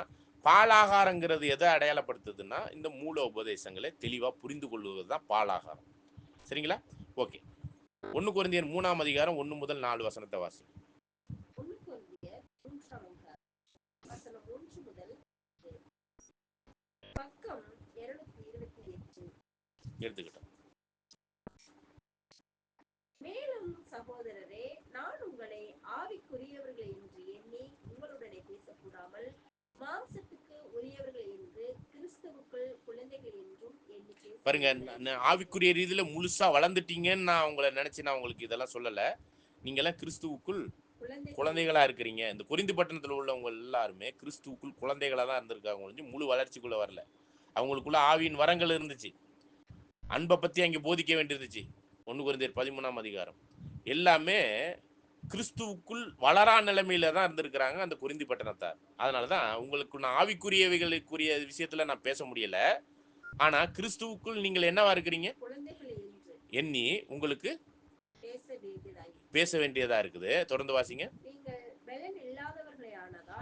அதாவது கடினமான ஆகாரம் உங்களை கொடுக்க முடியாது. காரணம், நீங்கள் பலன் இல்லாதவர்கள், வளரல. பாலாகாரம் கொடுக்கிறேன். அப்ப அந்த பாலாகாரம்ங்கிறது தான் மூல உபதேசம், அடிப்படை சத்தியம், அஸ்திவார போதனை அப்படிங்கிறது. சரிங்களா? மூல உபதேசம், அடிப்படை சத்தியம் அல்லது அஸ்திவார போதனை. இந்த பாலாகாரத்தை கொடுக்கிறோம்னா அவங்க யாரு? கிறிஸ்துவுக்குள் யார்? அவங்க குழந்தைகள். ஆவிக்குரிய வளர்ச்சியில 3 இருக்கு. ஒன்னு குழந்தை, இன்னொன்னு வாலிபர், இன்னொன்னு தகப்பன் ஸ்தானம். சரிங்களா? குழந்தை, வாலிபர், தகப்பன் ஸ்தானம். இது 1 யோவான் 2ஆம் அதிகாரம் 12, 13, 14 வசனத்துல இருக்கு. நோட் பண்ணிக்கோங்க, அப்புறம் படிச்சுக்கலாம். சரிங்களா? அப்ப இப்ப 1 யோவான் 2ஆம் அதிகாரம் 12, 13, 14 குழந்தைகள், பிதாக்கள், வாலிபர்னு வரும் அந்த இடத்துல வசனம். அப்ப ஆவிக்குரிய வளர்ச்சியில 3 ஸ்டேஜ் இருக்கு. இப்ப நீதியின் வசனத்துல பழக்கம் இல்லாமல் கிறிஸ்துவுக்குள் குழந்தைகளா இருந்து தெளிவா பைபிளை புரிந்து கொள்ளாமல் இருக்கிறோம்னா நம்மலாம் யாருன்னா கிறிஸ்துவுக்குள் குழந்தைகளாய் பாலாகாரம் குடிக்கிறவங்க தான். கடினமான ஆகாரம் இல்லை. சரிங்களா? தொடர்ந்து வாசிங்க அதை. 1 கொரிந்தியர். பாலை குடிக்க கொடுத்தேன், இன்னமும் நீங்கள் மாம்சத்துக்கு உரியவர்களாய் இருக்கிறபடியினால் இப்பொழுதும் உங்களுக்கு பலன் இல்லை. இன்னமும் உலக பிரகாரமான போதனைகள்ல தான் இருக்கிறோமா. ஆவிக்குரிய ரீதியில இந்த மூல உபதேசத்துக்குரிய தெளிவான அஸ்திவாரத்துக்குள்ள இன்னும் வரல. அதனால மாமிசத்துக்குரியவர்களா தான் இருக்கிறீங்க அப்படிங்கிறார். தொடர்ந்து வாசிங்க. பொறாமையும் வாக்குவாதமும் வேதங்களும் உங்களுக்குள்ளே இருக்கிறபடியால். பாருங்க, இந்த கொரிந்தி பட்டணத்தார்கிட்ட பொறாமை, வாக்குவாதம், போதனையின் அடிப்படையில வேறுபாடு, இது 3 இருக்குதான். இதுதான் எல்லா கிறிஸ்தவத்துக்குள்ளேயும் இன்னைக்கு இருக்குது. பொறாமை, வாக்குவாதம், போதனையின் அடிப்படையில வேறுபாடுகள் இருக்கிறதுனால நீங்கள் மாம்சத்துக்கு உரியவர்களாய் இருந்து மனுஷ மார்க்கமாய் நடக்கிறீர்கள். மனுஷன் மார்க்கம், மனுஷ வழியில போறீங்க. இது வந்து தேவனுடைய வழி இல்ல. பொறாமை, வாக்குவாதம், போதனையின் அடிப்படையில் வேறுபாடு, கிறிஸ்துவுக்குள் குழந்தைகள், பைபிளே ஒழுங்கா படிக்கல, அதனால உங்களுக்கு பாலாகாரம் தான் கொடுக்கணும். இது வந்து மனுஷ மார்க்கம். மனுஷனுக்கு செம்மையாய் தோன்றுகிற மார்க்கம் இருக்கு, வழி இருக்கு. அது என்ன வழி? மரண வழின்னு நீதிமொழிகள் சொல்லுது. அப்ப இதெல்லாம் வந்து இந்த குழந்தைகளா இருக்கிறது வந்து தெளிவான ஜீவ வழி அல்ல. இது நம்ம கிறிஸ்தவ மார்க்கமே போயிட்டு இருக்கிறது ஒரு மரணமான ஒரு வழியில தான் போயிட்டு இருக்கு. தொடர்ந்து வாசிங்க. இதுலயே பவுல் யார்? ஒருவன் நான் பவுலை சேர்ந்தவன் என்றும் வேறொருவன் நான் அப்போலோவை சேர்ந்தவன் என்றும் சொல்லுகிறபடியால் நீங்கள் மாம்சத்துக்கு உரியவர்கள் அல்லவா. பாருங்க, இன்னைக்கு கிறிஸ்தவ மார்க்கத்துல இருக்கக்கூடிய வேறுபாடுகள், லட்சக்கணக்கான சபைகள் இருக்கு இல்லையா? அத்தனை பேரும் அன்னைக்கு என்ன சொல்லியிருக்கிறாங்க? ஆதி அப்போஸ்தலர் காலத்துல நான் பவுலை சார்ந்தவன், அப்போலோவை சார்ந்தவன், பேதுருவை சார்ந்தவன் பிரிவினைகள் இருந்திருக்கு. எப்ப? ஆதி அப்போஸ்தலர் காலத்துல. இன்னைக்கு ஆர்சி, சிஎஸ்ஏ, பெந்தகோஸ்தே, அந்த சபை, இந்த சபை, எந்த சபைன்னு எத்தனை லட்சம் சபை இருக்கு. அந்தந்த பாஸ்டர்கள் பேரை வச்சுக்கிட்டு சபைக்குரிய இதுல இயங்கிக்கிட்டு இருக்கிறாங்க. அதுதான் அன்னைக்கு இருந்தது. இன்னைக்கு லட்சக்கணக்கான பிரிவினைகள்ல ஒவ்வொரு குரூப்பா இருக்கிறாங்க. இப்படிலாம் இருக்கிறதெல்லாம் என்னன்னாக்க நாம் பால் குடிக்கிற வளராத தன்மையில தான் இன்னைக்கு கிறிஸ்தவம் இருக்குது ஒழிஞ்சு ஆவிக்குரிய இதுல பூரணராகும்படி யாருமே இன்னைக்கு வரையும் கடந்து வரவில்லை அப்படிங்கிறதா சொல்லப்படுது. அப்ப யார் நம்மளுக்கு எல்லாம் அப்படின்னு பாத்தீங்கன்னா அதுலயே 11வது வசனத்தை படுங்க. போடப்பட்டிருக்கிற அஸ்திபாரமாகிய இயேசு கிறிஸ்துவை அல்லாமல் வேறு அஸ்திபாரத்தை போட ஒருவனாலும் கூடாது. அப்ப கிறிஸ்து தான் அஸ்திவாரம். அவர் மேலதான் மற்ற கற்கள்லாம் கட்டப்பட்டு நம்ம வளரணும் ஒழிஞ்சு ஒவ்வொரு பவுலை சார்ந்தவன், பேதுருவை சார்ந்தவன், அப்போலோவை சார்ந்தவன் பிரிவினைகள் அன்னைக்கு இருந்த மாதிரி இன்னைக்கு சபை பிரிவினைகள்லாம் இருக்குல்ல, இந்த சபை எதுவுமே வளரல. கிறிஸ்துவுக்குள் குழந்தைகள் மாமிசமா வாழ்றாங்க. போதனை, பொறாமை, வாக்குவாதம், சத்தியத்துல தெளிவில்லை. இந்த 6 உபதேசத்துல தெளிவில்லை அப்படிங்கிறதான் உண்மை. அப்ப இந்த ஒரு காரியத்துல நம் போடப்பட்ட அஸ்திவாரமாய் கிறிஸ்துவை இல்லாமல் வேற அஸ்திவாரம் இல்லை. அப்படின்னா இன்னைக்கு பாடத்தினுடைய நிறைவு பகுதிக்குள்ள வந்துடலாம். நம்மலாம் இன்னும் நீதியின் வசனத்துல பழக்கம் இல்லாம இருக்கிறதுனாலதான் குழந்தைகளா இருக்கிறோம். இப்படி குழந்தைகளா பால் குடிக்கிற நிலைமையில தான் இருக்கிறோம். இன்னும் வளரல. கடினமான ஆழமான சத்தியங்கள் எல்லாம் இன்னும் அண்டர்ஸ்டாண்ட் பண்ண முடியல. நம்ம நேத்தெல்லாம் பார்த்தோம், ஒரு சாம்பிள்ஸ் தான் பார்த்தோம், ஒரு சில விஷயங்கள் சாம்பிள்ஸ் பார்த்தோம். 7 தலை 10 கொம்பு, ஆகாரத்தை தண்ணீரில் மேல் போடு, இரவும் பகலும் கர்த்தருடைய வேதத்தில் தியானம், இதெல்லாம் வந்து சாம்பிள் வசனங்கள் தான். அந்த வசனத்துக்குள்ளாக இவ்வளோ அட்வான்ஸான ஒரு சில கடினமான ஆகாரத்துக்குரிய ஒரு பலமான ஒரு சத்தியங்கள் இருக்குங்கிறத புரிஞ்சுக்கிட்டோம். பார்த்தீங்களா? ஒரு 4 வசனம் தானே பார்த்தோம், முழுமையா இருக்கக்கூடிய அந்த லட்சக்கணக்கான வசனங்கள் வார்த்தைகள் மத்தியில. அப்ப இன்னும் நம்ம எவ்வளவு வளர வேண்டியிருக்கு பாருங்க. அப்ப அந்த வளர்ச்சிக்குள்ள போறதுக்கு நாம் கிறிஸ்துவுக்குள் குழந்தைகளாய் பால் குடிக்கிறவர்களாய் பைபிளே இன்னும் ஒழுங்கா படிக்காம இருக்கிறோம்னா நம்ம குழந்தைகள் தான். அப்படின்னா தேவன் யாருக்கு இந்த அறிவையும் ஞானத்தையும் இந்த சத்தியத்தையும் போதிப்பார்? யாருக்கு இதை தெளிவா உணர்த்துவார்? அப்படிங்கிறத ஏசாயா 28ஆம் அதிகாரத்துல 9வது வசனத்துல இருந்து வாசிக்கிறோம். ஏசாயா 28 வசனம் 1 முதல் பக்கம் 831. அவர் யாருக்கு அறிவை போதிப்பார்? யாருக்கு உபதேசத்தை உணர்த்துவார்? பால் மறந்தவர்களுக்கும் குலை மறக்க பண்ணப்பட்டவர்களுக்குமே. ம். கற்பனையின் மேல் கற்பனையும் கற்பனையின் மேல் கற்பனையும் பிரமாணத்தின் மேல் பிரமாணமும் பிரமாணத்தின் மேல் பிரமாணமும் இங்கே கொஞ்சமும் அங்கே கொஞ்சமுமா என்கிறார்கள். ஓகே, அப்படின்னா நம்ம பைபிளே ஒழுங்கா படிக்காம நீதியின் வசனத்துல தெளிவில்லாம படிக்காம இருக்கிறோம்னா அவங்கெல்லாம் கிறிஸ்துவுக்குள் குழந்தைகள், பாலாகாரம் குடிக்கிறவங்க தான். யாருக்கு அறிவை போதிப்பார், யாருக்கு உபதேசத்தை உணர்த்துவார், இந்த சத்தியத்தெல்லாம் தெளிவா உணர்த்தி போதிப்பார் அப்படின்னா பால் குடி மறந்தவர்களுக்கு. பால் குடிக்கிறத உற்றணும். அததான் அப்போஸ்தலர் எபிரேயர்ல சொல்லும் பொழுது என்ன சொல்லிட்டார்? மூல உபதேசத்தை விட்டு விட்டு அப்படின்னா அவைகளை பால் குடிக்கிறத விடு. அதான் பாலாகாரங்கிறது தான் அடிப்படை சத்தியம், அஸ்திவார சத்தியங்கள் அப்படின்னு ஒரு 6 போதனை இருக்கு இல்லையா? அவைகளை நன்றாக கற்றுக்கொண்டு விட்டவங்களுக்கு தான் எதை போதிப்பார்? நீதியே. படிங்க. யாருக்கு யாருக்கு அறிவை போதிப்பார்? யாருக்கு உபதேசத்தை உணர்த்துவார்? பால் மறந்தவர்களுக்கும் குலை மறக்கப்பட்ட பண்ணவர்களுக்குமே. அப்ப பால் குடி மறக்கிற அந்த குழந்தைகளா, கிறிஸ்துவுக்குள் குழந்தைகளாவே இருந்தோம்னா வாழ்க்கை ஃபுல்லா குழந்தையாவே இருக்க வேண்டியதான். நான் வேற விதமா சொல்றாங்க, கொஞ்சம் நக்கலா தான் இருக்கும். எனக்கு இப்ப 47 வயசு. இந்த குழந்தைகள்லாம் பால் பாட்டில் வச்சு இப்படி குடிச்சிக்கிட்டு இருக்கும். எத்தனை வயசு வரையும்? 1 வயசு, அதிகப்படியா 2 வயசு வரையும் பால் குடிச்சிக்கிட்டு இருக்கும். எனக்கு இப்ப 47 வயசு. ஒரு பால் பாட்டில்ல பாலை ஊத்திக்கிட்டு ரோட்ல அப்படியே நான் குடிச்சிக்கிட்டு போனேன். நான் இந்த வயசுல பாலை குடிச்சிக்கிட்டு அப்படியே ரோட்ல போறேன்னு வச்சுங்க, பால் பாட்டில் எப்படி உலகத்தார் என்ன சொல்லுவாங்க? சரி, ஓகே, இருக்கேன். வேற நீங்க ரொம்ப அட்வான்ஸா சொல்லிட்டீங்க. இன்னும் வளரவே இல்லையா அந்த பையன்? 47 வயசு ஆயிருச்சு. ஒரு பொதுவான ஒரு கருத்தா வச்சுக்கோ, இந்த பையன் வளரவே இல்லையா? அப்படிதான் பவுல் அப்போஸ்தலன் நம்மளை நக்கல் பண்றாரு. நீங்க பால் குடிக்கிற நிலைமையிலே இருக்கிறீங்களே, இவ்வளவு வயசாயிருச்சு, இவ்வளவு சத்தியங்கள் இருக்கு, இவ்வளவு அட்வான்ஸ் இருக்கு, இவ்வளவு மகத்துவம் உள்ள சத்தியத்துக்குள்ள கடந்து வர வேண்டி இருக்கு, இன்னும் பால் குடிக்கிற நிலைமையிலே தான் இருக்கிறீங்களா? அததான் ஆண்டவர் இங்க வசனத்துல ஏசியாவில் சொல்லிட்டார்.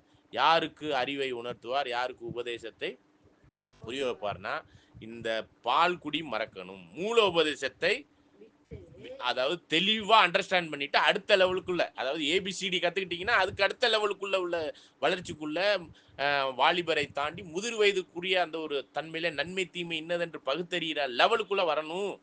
அப்படிங்கிறதா இந்த வசனம் நம்மளுக்கு எதிர்பார்த்து சொல்லும் பொழுது அவைகள் என்னது? பிரமாணத்தின் மேல் பிரமாணமும் பிரமாணத்தின் மேல் பிரமாணமும் என்னது? கற்பனை மேல் கற்பனையும் கற்பனையின் மேல் கற்பனையும் இங்கே கொஞ்சமும் அங்கே கொஞ்சமுமாய் விஷய சத்தியம்.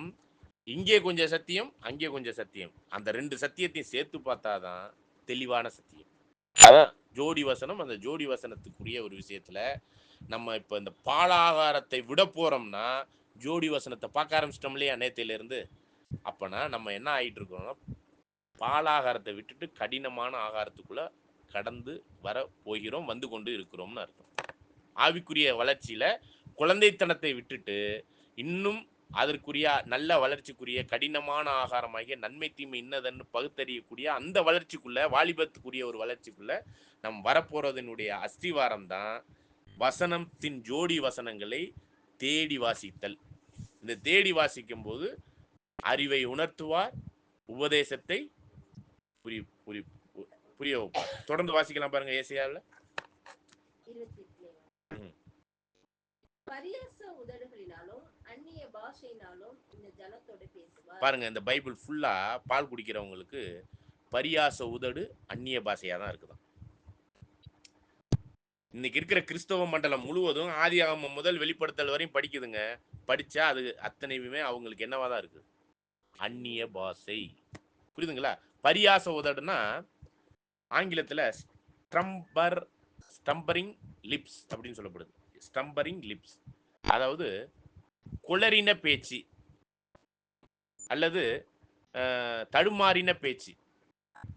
இப்ப பேசும்போது அப்படின்னு பாத்தீங்களா, ஒரு சில பேர் பேசுவாங்க. அதாவது அந்நிய மொழின்னா இன்னொரு நாட்டு மொழி, ஆந்திரா, கர்நாடகா, கேரளா இல்ல வடநாட்டு ஹிந்தி மொழிங்கிறது அந்நிய மொழி. ஸ்டம்பரிங் லிப்ஸ்னா தடுமாறுகிற பேசுறது தமிழ் பேசுவேன் அப்படின்னாக்கே எப்படி இருக்கும்? ஏதாச்சும் புரிஞ்சுச்சா? குடிச்சிட்டு போறவன் பேசிட்டு போவான். ஏதாச்சும் புரியுமா உங்களுக்கு? ஏதாச்சும் புரிஞ்சு முயற்சி பண்ணியிருக்கிறீங்களா? அவன் என்னதான் பேசுறான்னு புரிய முயற்சி பண்ணியிருக்கிறீங்களா? இப்படிதான் அவங்களோட பேசிக்கிட்டு இருக்காராம் தேவன். இந்த பைபிள் படிக்கிறவங்கலாம் கிறிஸ்துவுக்குள் குழந்தைகளா இருக்கிறவங்களுக்கெல்லாம் எதுவுமே புரியாது. அவங்க பாட்டுக்கு குழம்பிக்கிட்டு இருப்பாங்க. அவங்களுக்கும் புரியாது, பேசுறவங்களுக்கும் புரியாது. பைபிள் படிச்சாலும் அவங்களுக்கும் புரியாது. இப்படிதான் தேவன் இந்த முழு கிறிஸ்தவத்தோட டீல் பண்ணிக்கிட்டு இருக்கிறாரு. படிங்க திரும்ப 11. பரியாச உதடுகளினாலும் அந்நிய பாஷையினாலும் இந்த ஜனத்தோட பேசுவார். இதுவே நீங்கள் இளைத்தவனை இளைப்பாற பண்ணத்தக்க இளைப்பாறுதல். இதுவே ஆறுதல் என்று அவர்களோட அவருக்கு சொன்னாலும் கேட்க மாட்டோம் என்கிறார். பாருங்க, நாங்க இந்த ஊழியத்தை நாங்க வந்து எனக்கு தெரிஞ்சு நான் 2000 இந்த ஊழியத்தை நாங்க பண்ணிக்கிட்டு இருக்கிறோம். அப்ப இந்த ஊழியத்தை பண்ணும் பொழுது பாருங்க, ஜோடி வசனத்துல உள்ள சத்தியத்தை அறிஞ்சு நீங்க புரிஞ்சுக்கங்க, இங்கே கொஞ்சமா அங்கே கொஞ்சம் இருக்குதுங்கிறத அறிஞ்சிட்டு இந்த சத்தியத்துக்குள்ள வாங்க அப்படின்னு சொன்னாலும் இதுக்கு இந்த சத்தியத்தை கேட்பதற்கும் அறிவதற்கும் அநேகர் வருவது இல்லை. அததான் இங்க வசனம் 13 சொல்றாரு. இவர்களுக்கு இந்த மாதிரி இங்கே கொஞ்சம் அங்கே கொஞ்சம்னு ஜோடி வசனத்துல உள்ள ரகசியத்தை சொல்லி கொடுக்கறதுக்கு தேவன் விரும்பினாலும் அவர்கள் என்ன பண்றது இல்லையா? படிங்க 12 படிங்க 12 அதுக்கப்புறம். நீங்கள் இளைத்தவனை இளைப்பாற பண்ணத்தக்க இளைப்பாறுதல். இதுவே ஆறுதல் என்று அவர்களோட அவர் சொன்னாலும் கேட்க மாட்டோம். அதாவது ஜோடி வசனத்துல சத்தியத்தை தெரிஞ்சுக்கங்க, இங்கே கொஞ்சம் அங்கே கொஞ்சமா இருக்குது, அந்த ரகசியத்தை தேடி வாசியுங்கள், வேத வாக்கியத்தை ஆராய்ந்து பாருங்கள், அவைகள்லாம் நித்திய ஜீவன் உண்டு, தேடி வாசியுங்கள், அவைகளுக்கு ஜோடி இருக்கு, அவைகளுக்கு ஒன்றும் குறையில்லை அப்படின்னு சொல்லி இங்கே கொஞ்சம் அங்கே கொஞ்சம் இருக்கிறத நீங்க ஆராய்ஞ்சு பார்த்தீங்கன்னா சத்தியம் தெரியும் அப்படின்னு சொன்னாலும் அவர்கள் அவர்கள் கேட்க மாட்டோம் என்கிறார்கள். தொடர்ந்து வாசிங்க. அதனால இப்படி அவங்க பைபிளை வந்து அப்படியே என்னமோ அவங்களுக்கு நினைச்ச மாதிரி அவங்க நினைச்சுக்கிட்டு படிக்கிறாங்க இல்லையா? அதனால அவங்களுக்கு பைபிள் எப்படி இருக்குன்னா, படிங்க.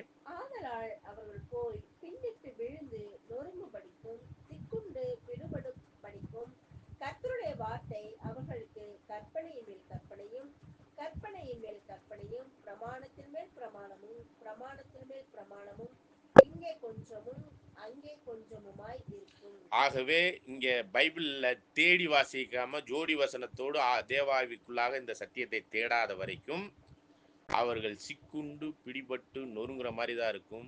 அப்படி பிடிபட்டு நொறுங்கி சிக்குள்ளாம இருக்கணும்னா இந்த பாலாகாரத்துக்குரிய ஒரு விஷயத்தை நாம் நல்ல முறையில கற்றுக்கிட்டு அதை விட்டுட்டு ஜோடி வசனத்தில் உள்ள சத்தியத்தை தேடினோம்னா எல்லா தெளிவுக்குள்ளேயும் வந்துடலாம்.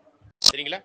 அப்ப நம்ம இந்த 2 நாளுக்குரிய இந்த ஒரு போன பாடமும் சரி, இந்த பாடமும் ஜோடி வசனத்தை தேடுங்க, சத்தியம் கிடைச்சிரும், தெளிவான சத்தியத்துக்குள்ள வந்துடுவீங்க. யாருக்கு அறிவை போதிப்பார், யாருக்கு உபதேசத்தை உணர்த்துவார்னா இந்த மூல உபதேசத்தை கடந்து வரணும். அந்த மூல உபதேசத்தை கடந்து வரணும்னா ஜோடி வசனத்துல சத்தியத்தை தேடணும். சரிங்களா? சத்தியத்தையும் அறிவீர்கள், சத்தியம் உங்களை எல்லா வகையான பொய்யிலிருந்தும் விடுதலையாகும். ஆகவே அன்புக்குரிய சகோதர சகோதரிகளே, இந்த நாள்ல நம்ம கற்றுக்கொண்ட ஒரு விஷயம் என்னன்னா, போன பாடத்தினுடைய ஒரு விஷயத்தை இன்னும் தெளிவா நம்ம என்ன நிலைமையில இருக்கிறோம், இன்னும் என்ன நிலைமைக்குள்ளாலாம் வளரணும், அந்த வளர்ச்சிக்கு மூல உபதேசங்கள்ங்கிற ஒரு 6 உபதேசங்களை தெளிவா புரிஞ்சோம்னா தான் அந்த அஸ்திவாரத்தை போட்டுட்டு அது மேல நம்ம இப்ப என்ன பண்ணணும், கட்டடத்தை கட்டணும். அப்படிப்பட்ட கட்டடம் கட்டி முடிக்கும் பொழுது அது தேவனுடைய ஆலயமாக முழுவதும் நாம் மாறி இருப்போம். தேவன் வந்து நம்மில் வாசம் செய்வார். நாம் எதிர்பார்த்திருக்கிற ஆண்டவருடைய 2ஆம் வருகை, அவருடைய 1000 வருட அரசாட்சி, நாம் உயிர்த்தெழுந்து பரலோகம் போகக்கூடிய அந்த ஒரு வாய்ப்புக்குரிய ஒரு விஷயங்கள் எல்லாம் நிச்சயமாகவே நாம் உறுதியாய் பற்றி கொண்டதை உறுதிப்படுத்திக் கொள்ள முடியும். அதனால தான் நம்ம 2 தீமோத்தி 3ஆம் அதிகாரத்துல நம்ம படிச்சோம் இல்லையா, 14 15 படிங்க. பக்கம் 293. நீ கற்று நிச்சயித்துக் கொண்டவைகளில் நிலைத்திரு, இவைகளை இன்னாரிடத்தில் கற்றாய் என்று நீ அறிந்திருக்கிறதும் அல்லாமல் கிறிஸ்து இயேசுவை பற்றும் விசுவாசத்தினாலே உன்னை ரட்சிப்புக்கு ஏற்ற ஞானம் உள்ளவனாக்கத்தக்க பரிசுத்த வேத எழுத்துக்களை நீ சிறு வயது முதல் அறிந்தவன் என்றும் உனக்கு தெரியும். வேத வாக்கியங்கள் எல்லாம் தேவ ஆவியினால் அருளப்பட்டிருக்கிறது, தேவனுடைய மனுஷன் தேறினவனாகவும் எந்த நற்கிரியை செய்ய தகுதி உள்ளவனாகவும் இருக்கும்படியாக அவைகள் உபதேசத்துக்கும் கடிந்து கொள்ளுதலுக்கும் சீர்திருத்தலுக்கும் நீதியை படிப்பிக்குதலுக்கும் பிரயோஜனம் உள்ளவர்களாய் இருக்கும். ஆகவே இந்த ஒரு புரோஜனத்தை தேவனுடைய மனுஷர்களாகிய நாம் சிறப்பான முறையில் கற்று தேவன் பேரில் வைக்கிற விசுவாசத்திலும் கிறிஸ்துவின் பேரில் அறிகிற அறிவிலும் தேவன் அறிகிற அறிவிலும் நாம் வேத வாக்கியங்களை ஆராய்ந்து நித்திய ஜீவனுக்கான ஒரு விஷயத்துல சத்தியத்திற்குள்ளான முழு விடுதலை அடைவோம். தேவன் தாமே கிருபையோடு நம்மளை வழி நடத்துவாராக. ஆகவே அன்புக்குரிய சகோதர சகோதரிகளே, நம்ம என்ன பார்த்துருக்குறோம்னா போன பாடத்தினுடைய தொடர்ச்சி தான். நம்ம அந்த 7 மெத்தட்ஸ் அப்படிங்கிறத நம்ம வருகிற கூடுகையில் ஒன்று ஒன்றா நம்ம பார்க்க போகிறோம். ஓகே, நன்றி. உங்கள் 2 பேரில் யாராச்சும் கொஞ்சம்